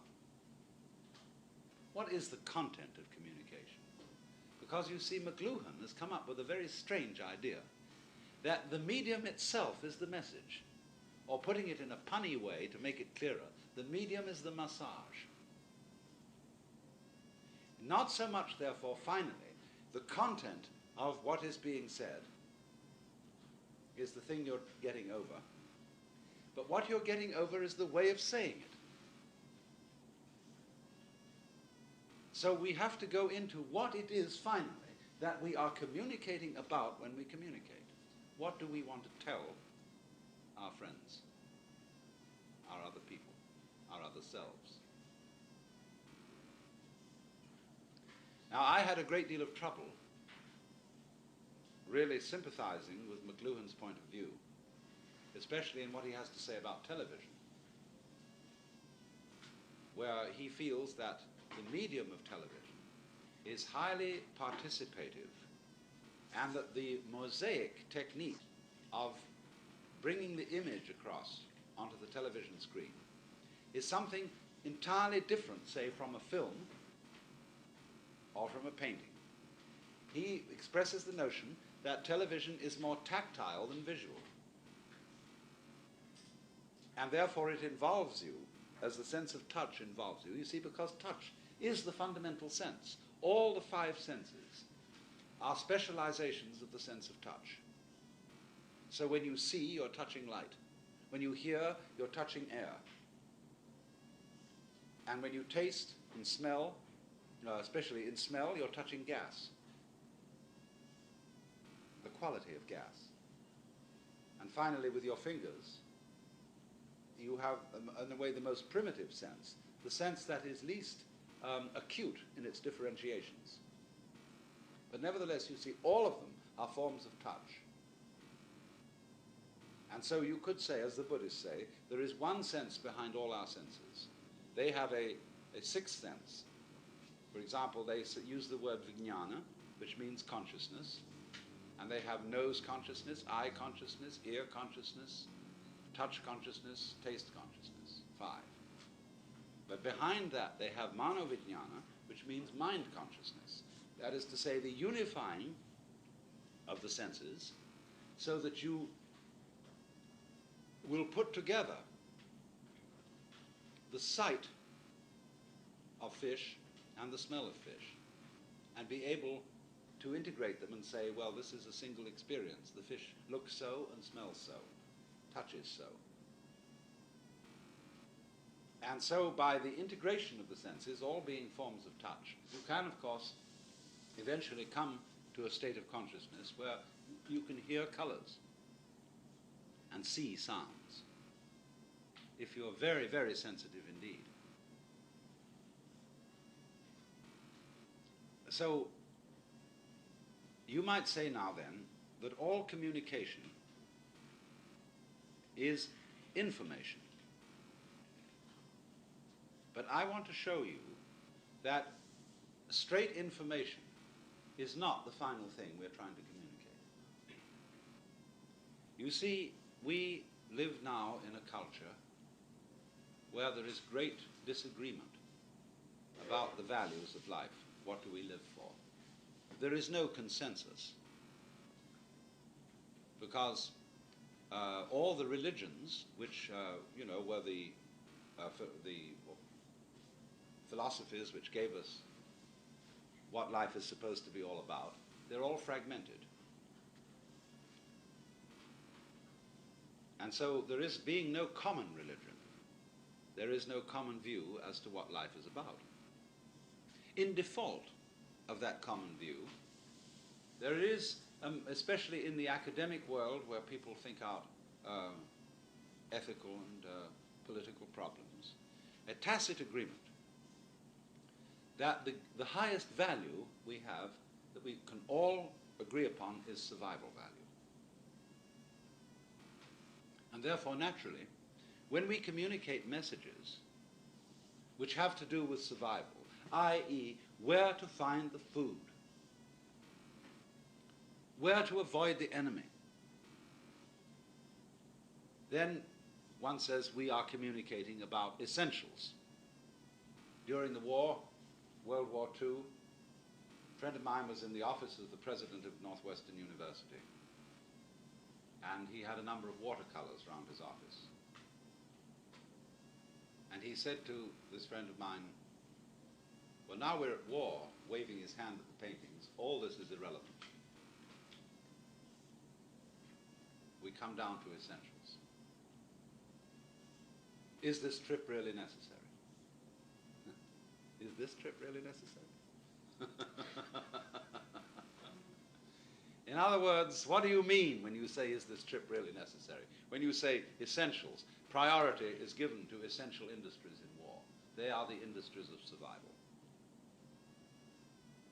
Because we got it into our common sense, even though we may not have intended to do this, but it is fundamentally established in our common sense that survival is the thing that is good. While there is life, there is hope. And this, of course, is a really asinine point of view. Because it is not survival just going on that we want. Yes, we want survival, but survival in a certain way, that is to say, in a certain style. And you will therefore see that in the end, while there is always a survival content in communication, so far as that communication is information, what is finally more valued about communication than the survival value information is the style in which it's given. It's just in the same way as lovemaking.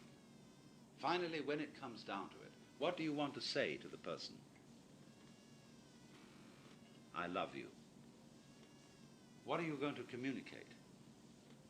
An engineer would say, when you say I love you, it means that we're going to do reproduction and therefore continue the race. But that's not the point at all. It's obvious that it's not. What are children for? Just to continue? No, they're to be loved. And how do you love things? You stroke them. You give them a massage. If it moves, fondle it. And so it is finally what you're communicating to someone you love is a rhythm. Whether it's the rhythm of sexual intercourse, or whether it's the rhythm of dancing, or whether it's the rhythm of verbal play, as in telling a story or in singing a song, what you're communicating is a sort of caressing rhythm which says to you, I'm so glad you're here, and that you can receive my communication, which is about nothing, only to say, in this way of a dancing with you, I love you. That's really what it's all about. So then, you see, the Buddhists call that factor of communication suchness. For example, when we talk, you understand my words because each word that I use has a meaning. And so the words that I use refer to something other than themselves. So I use these symbols, and you get what I'm talking about. Now listen carefully. What does that mean? That I communicate meaning to you by words is a situation. Now what's the meaning of that situation? And you meditate a little bit on that, and you discover that it has no meaning at all. A cloud has no meaning because it isn't a symbol. It's what we call a thing. The word cloud, the sound, cloud, means that. But what does that mean? You see, it's not a word. So it doesn't mean anything. A cloud is jazz. It's the part of the dance of the universe.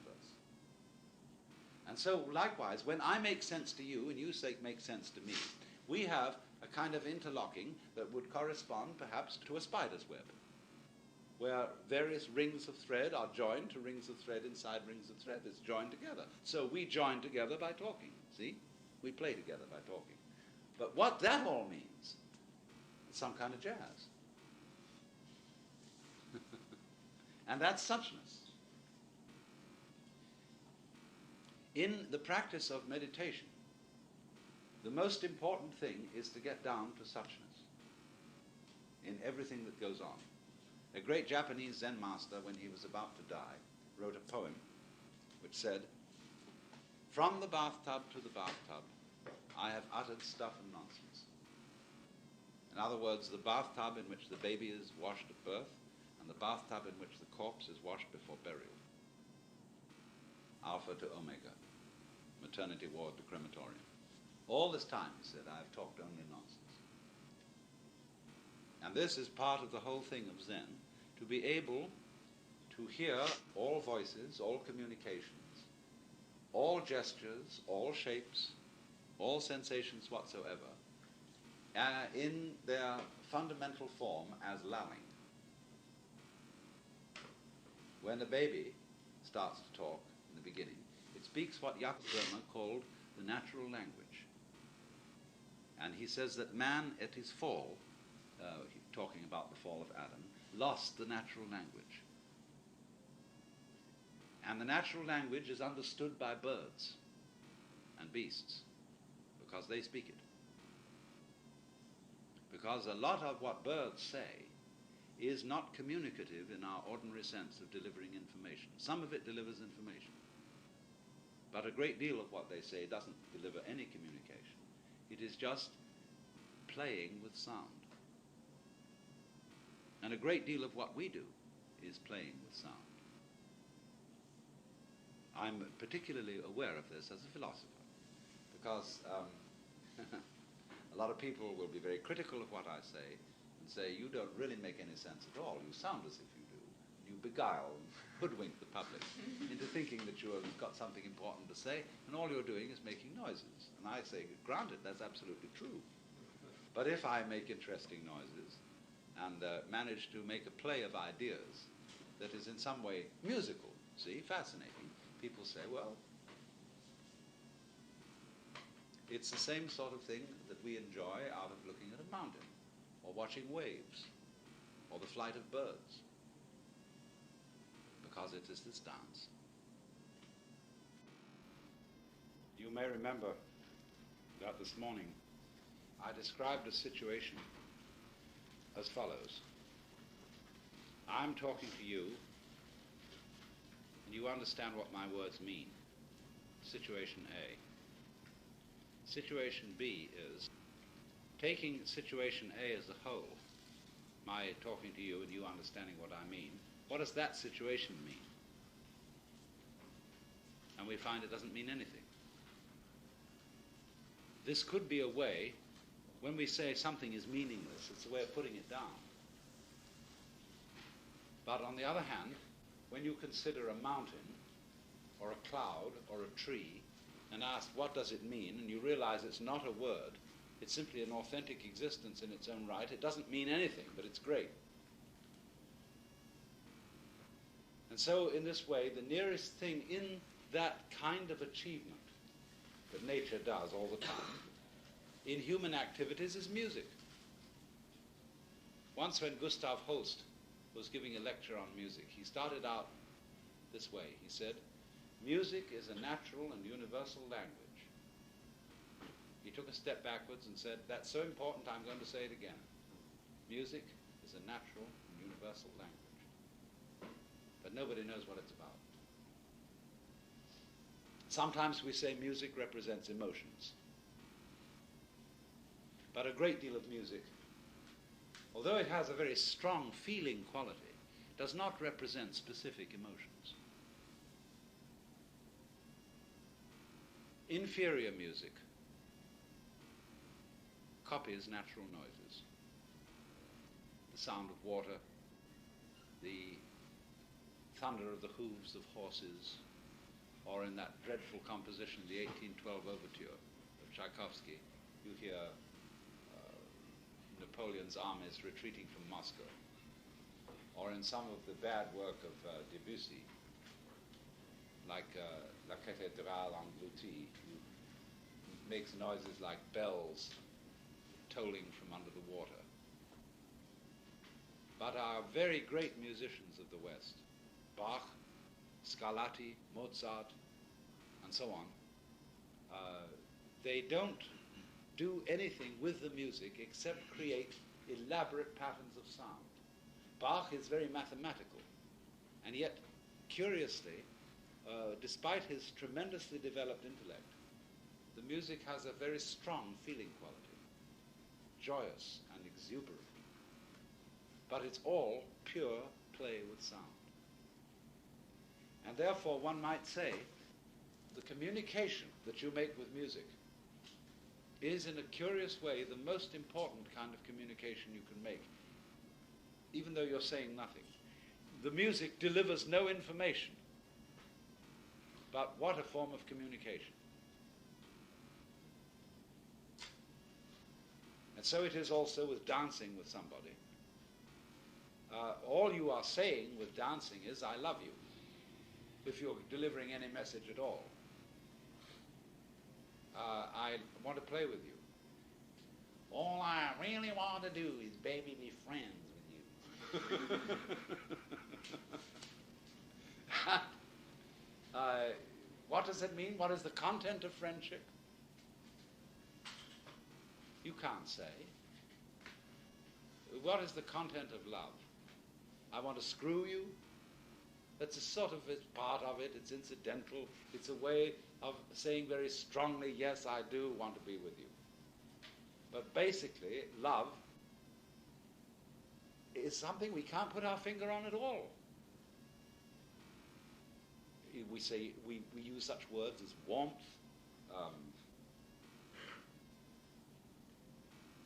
tenderness, all these things, they don't really get to the point. When you're loving somebody, you are simply delighting in that person as such, as if another human organism, in its mental and its physical aspects, were a piece of music, or a work of art, or a glorious morning that you were just enjoying every inch of it. And you go over another person's physical form and look at it from every possible point of view and play with it and tickle it. And that's what it's about. It's the adoration of the form of a human being. And you do that adoring in terms of physical contacts that are, say, dancing with your fingers across the skin, or whatever it may be. But this is the nitty-gritty, the nub of love. It is not that I here and now solemnly undertake to support you for the rest of your life. That's a delusion of the West. You think you don't really love me unless you will sign on the dotted line here and give me this contract. And then I know I can rely on you always. What did you want it for? Why did you want the contract?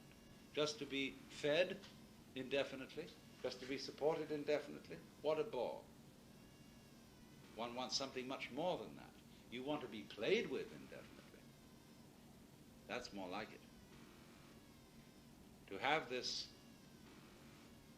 vibrancy going through you. And this then is why music, of all the arts, is the most meaningless art. After all, music is a major industry in the United States. The money invested in orchestras, in operas, in the recording business is fantastic. Horse racing is a very great industry, but music, I think, probably absorbs more millions than horse racing. And you could make a case that this was a complete dissipation. It solves no useful purpose. It doesn't help anyone to survive. It is a noise, meaningless noise, endless meaningless noise going down the drain. All these energies of orchestras, all the power of electronics that delivers this, is total waste. And people get hooked on it. They get a thing called chorditis, which is addiction to harmonics. And they have to have this repeated, day after day. Some people get up in the morning and they can't function till they've had a cup of coffee. But many more people get up in the morning and can't function till they've turned on the radio and got some music. Now, what would you say then of a culture which took this standpoint? Music not allowed. Music is a diversion from reality. You know that kind of awful utilitarian attitude. But really, one of the basic things, you see, that we live for, what makes it worth surviving and going on, is there can be such a thing as music. There can be dancing. In other words, that we can do things that are absolutely irrelevant so far as mere survival is concerned. Now we have the proverb that all work and no play makes Jack a dull boy. Dull for work. And people who play, justifying their play by making it a means to that end, those people never play. Because you don't really play until you get so absorbed in the music or the dancing or the whatever, the making the pot or doing the calligraphy, until you get so absorbed in it that there is no reason for it other than what you're doing. The sheer delight of that. Then, because you are absorbed in something for which there is no ulterior motive, which is pure play, this, by way of a byproduct, produces sanity. In other words, if you play in order to be healthy, in order to be sane, you are not playing. But if you play just to play, then as a byproduct, as something you couldn't aim at directly, you are sane. And so a culture which allows for this, which allows for this sort of goofing, is a healthy culture. This is not the culture that we live in, because it is extremely anxious about play. Everybody, when they play, they have to find an excuse for it. They say, well, this is culture. You try and persuade the city of San Francisco to support its opera. What sort of propaganda do you have to use? You can't say, we should have a good opera house here because we just like going to the opera. Say, this improves the city's image.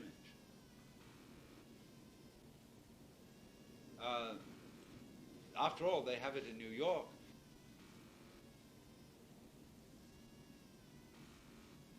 And that is because we do not allow ourselves the idea that life is not serious.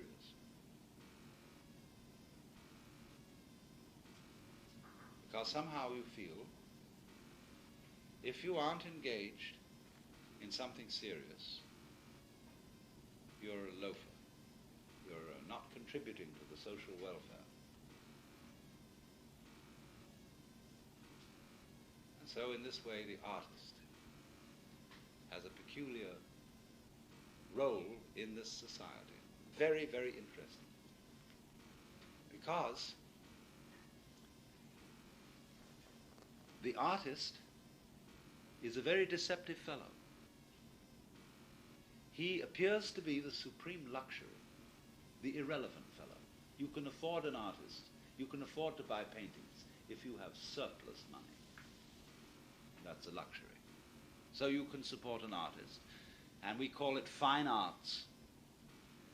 The completely useless person who makes paintings, which are sort of big labels or posters that you stick on your utilitarian walls to decorate them. But on the other hand, the artist is the man who shows you the future long before everybody else sees it. The artist is the eye-opener. Just because the artist is distinct in role from the preacher and the philosopher, the artist can get away with all sorts of things. For example, in our culture, if you're a university professor, a doctor, or a minister, take these three professions, teacher, doctor, minister, you have to be very careful about your private life. Because the moment you have any alliances that are not quite regular, people's tongues begin to wag. And why do they wag? Because they say the way you behave is inconsistent with your profession, with what you profess. You are teaching people the good life, the healthy life, and you live in this disreputable way. You have a mistress, you have something or other going on. But the moment an artist should take a mistress, this is what is expected of him. Everybody says, oh, he's an artist. In other words, he doesn't matter. He's irrelevant. He's an entertainer, some sort of clown. But on the other hand, if you belong to high culture, you patronize artists. See? So the role of the artist is very fascinating, because he appears to be the clown, the jester, the absolutely unimportant and irrelevant person. And yet it's actually through the artist that we learn how to live. Not through the preacher, not through the philosopher, not through the professor. It is the artist teaches us, whether he does it visually, with painting, or sculpture, tactually, or whether, above all, in music. So a man like Mozart, who could well claim to be the greatest man in European history, was a kind of a gay, happy-go-lucky fellow with problems, money, illness, etc. But what a songbird, what a nightingale. And so then to this day, listening to Mozart is in England, the Glyndebourne Opera, this is about the farthest out fashionable, aristocratic thing you can do. To go to this lovely country house in Sussex and hear the Mozart operas. It's as much a matter of status as going to church, almost more so. You should read, if you can get hold of it, an interview with George Harrison, one of the Beatles, in a recent issue of the East Village Other, where he explains the deep philosophy of music that they understand and follow. How the very nature of sound reveals the meaning of the world, and why, because of this, he regards himself as a Hindu. In Hinduism, the fundamental source of life is called Vak. Vak in Sanskrit means the word, to speak. But not so much the word that communicates as the sound, the utterance, the flow of tone. So you have in India the use of mantra, the use of chanted words as one of the very basic forms of yoga, understanding the mystery of the world. The Hindus use the word Om, which would be spelled out A-U-M, because the letter A, is in the back of the throat. You push it through the vowel to Aum, and is at the lips. So the word Om comprehends the whole range of sound. It's called the pranava. And Om simply means, well, it is the sound. All sounds are basically the sound Om, but varied. The word that not only signifies, but also is what there is. Everything is Om. Om, sweet Om. The whole The whole universe is Om. And so this is a very good word because you can use it instead of God. God has all sorts of nasty associations attached to it. The political boss of the world, the preacher, the prig, the nosy Parker in charge of everything, the rotten grandfather, and all that, the sentimental mother of the world, or whatever it is. And the word God, therefore, is a distasteful word now to most Westerners. But Om has no associations with it. You might have encountered it in a Vedanta society and associated with swamis in yellow robes or something. But on the whole, Om has no association. And so it is a clean word, and it has no meaning, except it is the very pulse of life. And so I'm spreading a rumor. In Buddhism, you know, there is a mantra, Om Mani Padme Hum. And Om means nothing except everything. Mani means a jewel. Padma is a lotus. Hum is hooray, you know? So the jewel in the lotus.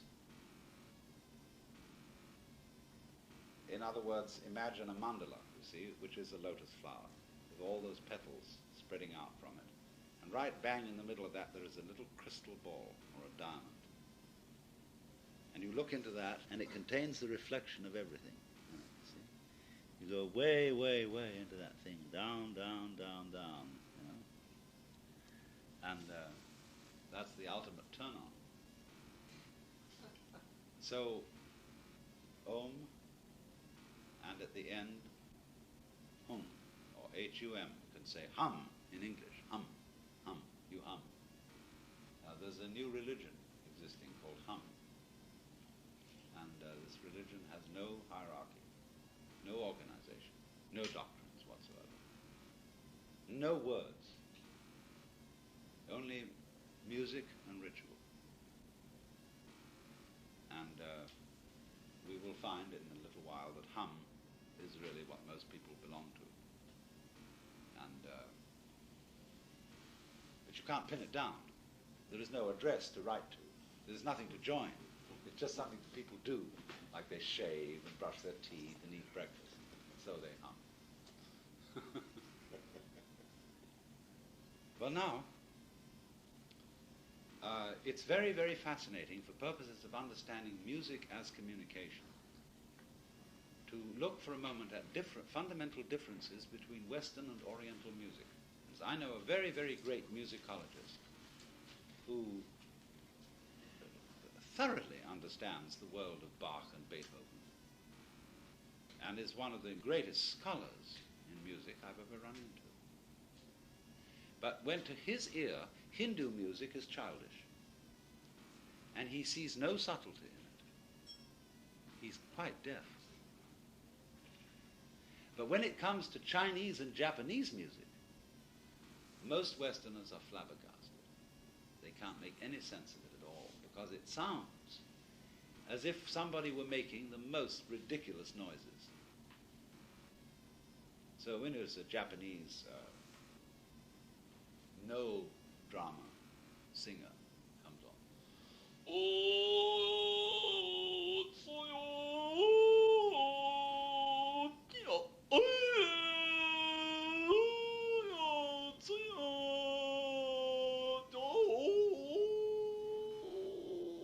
we think he's sounding as if he's being strangled.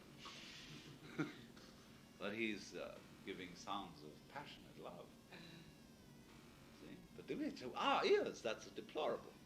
You know, when we want to give examples of love.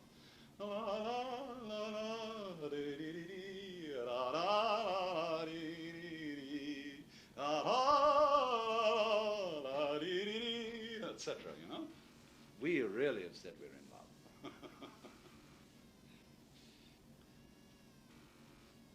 Well, now, here is the thing. In Western music, when we study music, the the first thing we learn is notation. We have, most people begin with the piano, or at any rate some instrument, where the important thing is to be able to read the music and then do the stuff from the written paper. Now this limits you in a curious way, because our notation, first of all, is based on the chromatic scale. And secondly, it has fixed rhythmic intervals. You see your whole note, half note, quarter note, eighth note, 16th note. And you can change the value by dotting them to give them half their value. And you tend to write in bars, 4/4 time, 3/8, or whatever it may be. And when an Oriental listens to our music, it doesn't matter whether it's a love song or a grandiose paean of praise or whatever. All of it sounds like a military march, because it's that 1, 2, 3, 4, 1, 2, 3, 4, 1, 2, 3, 4, or 1, 2, 3, 4, 5, 6, 1, 2, 3, 4, 5, 6, 1, 2, 3, 4, 5, 6. Here's this all the time. And he hears a mechanism in it. See, he hears this absolute regularity. Now in Indian music, you'll have bars. Very long measure, you can count 20 to the bar, times more. And when you learn music from an Hindu teacher, you don't learn notation. You learn directly from the teacher. In other words, he takes the instrument and plays it, and you copy him with the same instrument sitting in front of him. And they think, you see, that notation could never record music. They do use a notation. They use a notation to remember simply themes. There is a certain rag, a certain theme, and they can write that down. But they don't play from it. What they do is they, according to certain traditional procedures, they improvise on the basic forms, and you therefore play the instrument. And what you're trying to do is to make it as completely as possible responsive to the subtle motions of which a human organism is capable. In other words, just as in moving your hand, there's an infinity of waves you can put it through.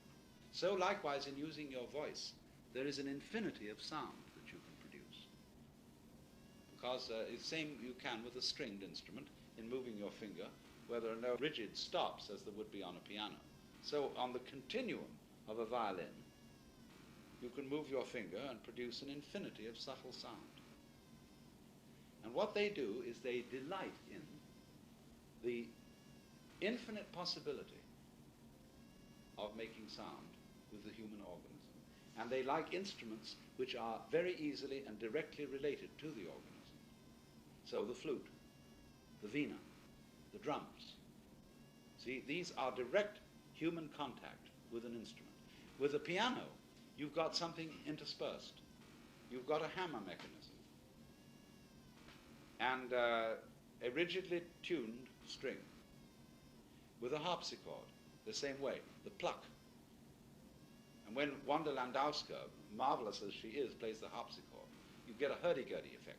Clickety-clickety-click, clop, clop, clop, clop, clickety-click, clop, clop, chickety-chick, chick, chick, clop, clop, clickety-click, click, click, click, click. You hear this going on all the time. With a clavichord, there is a difference, because the clavichord doesn't have a mechanical relationship between the finger and the string, so that by every variation of touch you make on a clavichord is represented in the sound. In other words, the piano and the harpsichord are like electric typewriters, which have a uniform touch, whereas the clavichord is more like an old-fashioned typewriter, where however hard you hit has some effect on the print. So, in Oriental music, then, while there is an incredibly subtle discipline, and a Hindu drummer can do the most astounding things and you can count it out. He counts it out in these very, very elaborate patterns. But at the same time, there is an attitude about it that's just fascinating. We attended a concert at the Young Museum a few weeks ago, where there was Ali Akbar Khan's orchestra. And there was a drummer in this who was just out of this world. And the wonderful thing about it was that as he was playing with the rest of the orchestra, they were all talking to each other with their instruments. And they made eye contact while they were playing. And this guy was just in sheer delight. He was laughing as he was playing. And all the other musicians were just loving him. So that he wasn't this dead, earnest person looking at his music, and reading that and doing it. He was joining in with everybody, dancing with them. His fingers were like butterflies, hummingbirds, better to say, just vibrating in the most extraordinary way, because it takes years and years and years to learn this. But he was really enjoying it. But what was he saying? They have a language for the drums, and they can speak a drum rhythm by using syllables like dit, di, dit, da, dit, di, dit, da, or din, meaning one kind of a hit, and din and thin, din, tin, din, tin, din, tin, din, tin, din, dit, di, dit, da, dit, di, dit, da, dit, da, da, da, da, da, da, da, da, da, da, da, da, da, da, da, da, and they explain a rhythm like this sometimes first. They say it, and then they play it. But what's all about? It's all about dit da. Dit da. I suppose some of you have read a book of mine called The Joyous Cosmology, in which I referred to once a very curious experience I had with Hindu music. I happened to have acquired from Timothy Leary some of this extraordinary Mexican mushroom, and I was feeling awful. I'd come back from a trip to the east and was tired, and I had a sore throat and was just lousy. So I took this thing. And at the first it just felt just terrible. Everything turned into mud. And you know what you expect of mushrooms, of fungus, everything fungoid and kind of clammy and ghastly. Well, after a while it all changed. And I found myself listening to this Hindu music. I didn't know what it was, because my host, whose house I was at, didn't explain anything. And I thought when I listened to this, what kind of idiocy is going on? I thought, you see, my friend with whom I was spending the day is a pretty wild kind of fellow. And I thought he'd put on a tape recording of his and his friends' antics, because they weren't doing anything that anybody's supposed to do. It was like children making faces. You know how they do this kind of things that children love to do. Something, these awful faces, and make weird noises. I thought, this is just something absolutely absurd going on. And then came this dit-da business in the middle of it. So I said, Roger, hey, let me see the album. And I got the case. Here it says, Classical Music of India, edited by Anand Danielu, who is the most scholarly, respectable pundit on the subject of Hindu music. I said, somebody's pulling my leg. No, not at all. Here was this just babbling sound. Not only they do the dit-da business, but they also could use their voices like oboes. You know how you could put a clothespin on your nose and do an oboe stump. And it sounded like this, and it was just this whole kind of business of children were just going out of their heads. Well, I listened to this and I suddenly realized that that's what life's all about. And you know, it was the most fantastic, sudden recognition that everything in this world is gloriously meaningless and there's curlicues, like on ferns. We get mixed up about it because sometimes we think that a play that is going on, look, when you see a fern, it has, first of all, the main branch, then it has sub-branches, and out of these sub-branches come sub-sub-branches, and out of the sub-sub-branches come sub-sub-sub-branches, and so you get a fern. So now you could number each of these levels on which things are happening, and you say, well, this is a number 1 level, this is a number 42 level, this is a number 65 level. And you judge events and say it's good, it's bad, it's proper, it's improper. But what you don't recognize is that you say something is improper because you thought it was a 63 level, whereas really it was 112. And you didn't know, you didn't realize the level the thing was on. So actually, the whole play of human life, with all its joys and sorrows, its tragedies, its evils, its good, is just something like a fern. It has tumors on it. That means just simply another clan is making its life there. See, a clan of bugs of some kind are living there too. They're doing their stuff. They're living off the fern's living off something else. We're all leaning on each other in one way or another. And I saw this whole thing as this fantastic play.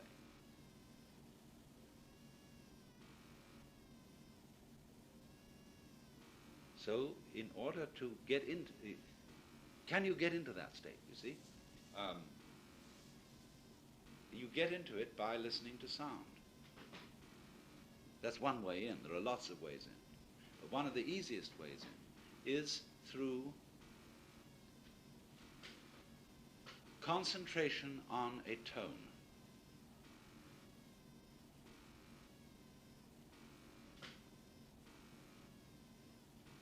Because, you see, this is the easiest way to stop thinking for most people. If you just concentrate on a single sound, it's very easy to do it, and this stops your thoughts. In other words, it stops you talking to yourself inside your head, verbalizing. And the important thing is, if you want the vision of the world as it really is, you have to stop talking. At least temporarily. Doesn't mean that talking is a bad thing. It means it's too much of a good thing.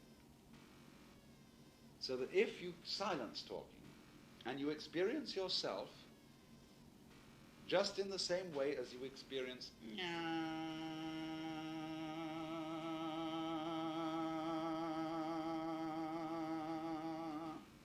that's what's going on. And it may be going on, you know, in a kind of a way that you call nice, which is, or, you know, it may be going on that way. But so what? Finally, it is that. That's what's happening. And we're all taught by our mothers and fathers to put a value on it. See, when it goes a certain way, the rhythm of life goes in a certain way when we say, oh, watch out, watch out, watch out, watch out, because that may be the end. What will the end be? Clunk. What's wrong with that?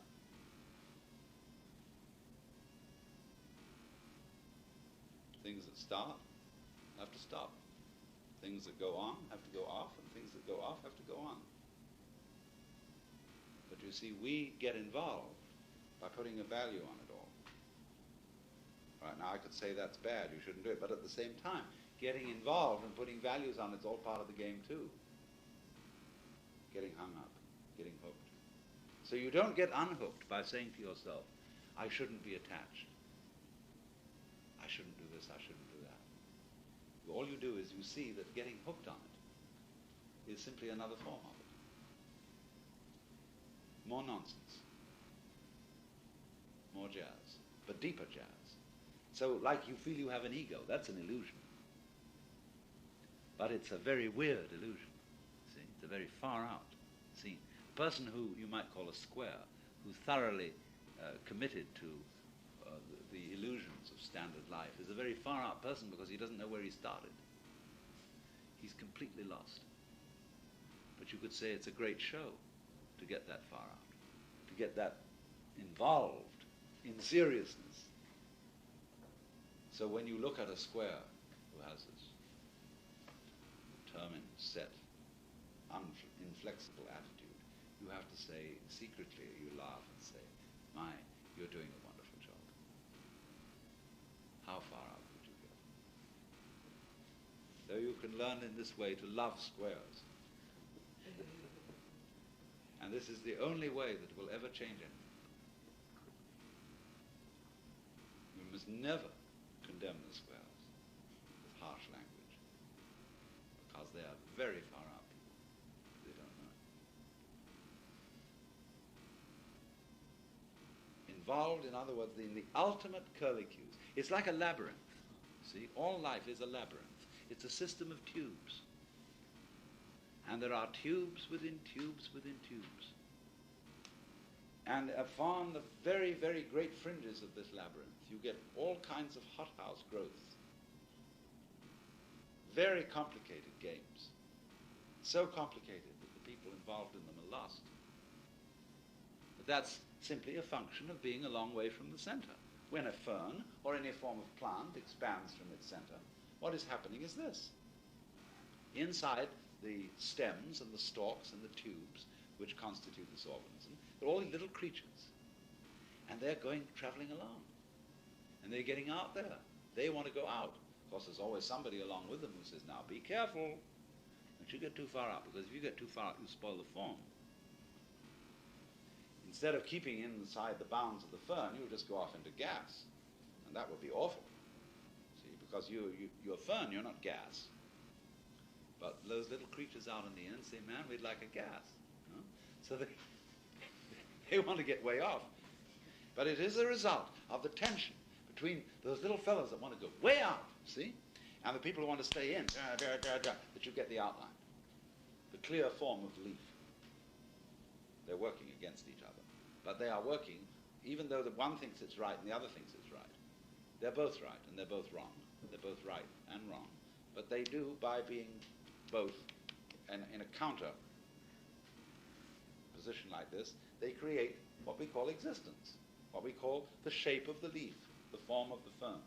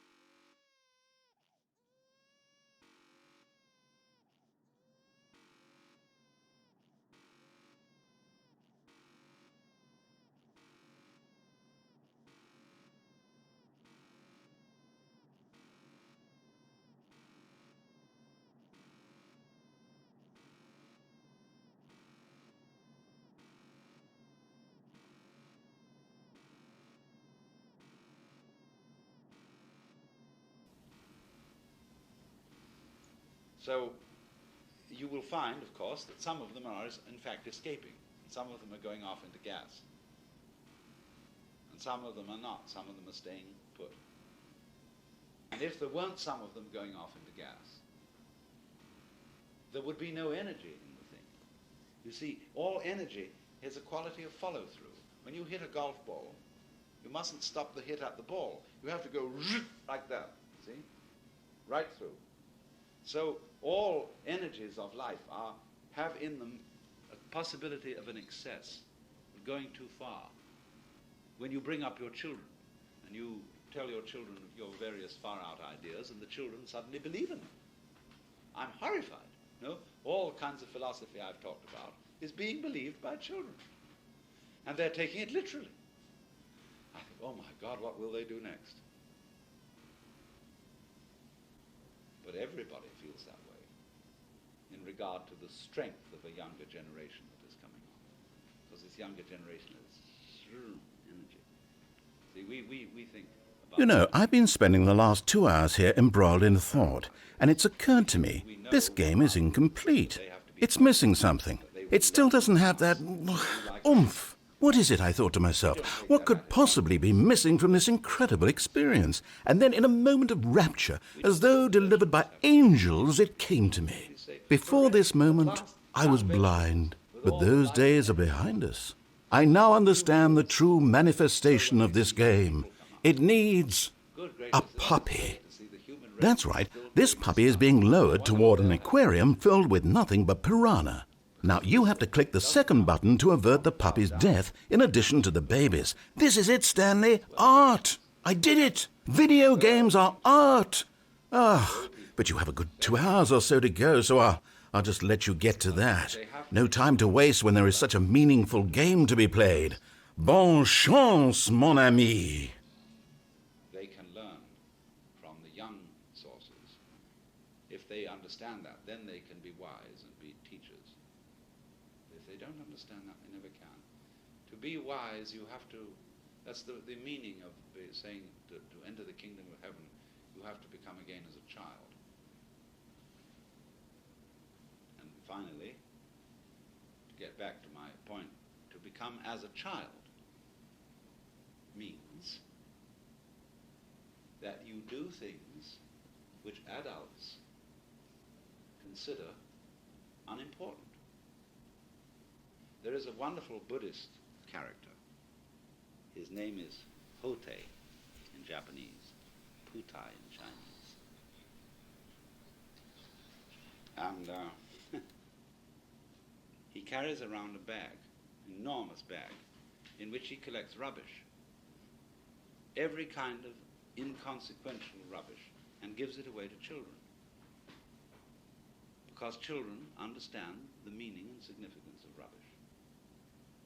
Something which my father, when I was a small boy, once said, "You're a picker-up of unconsidered trifles."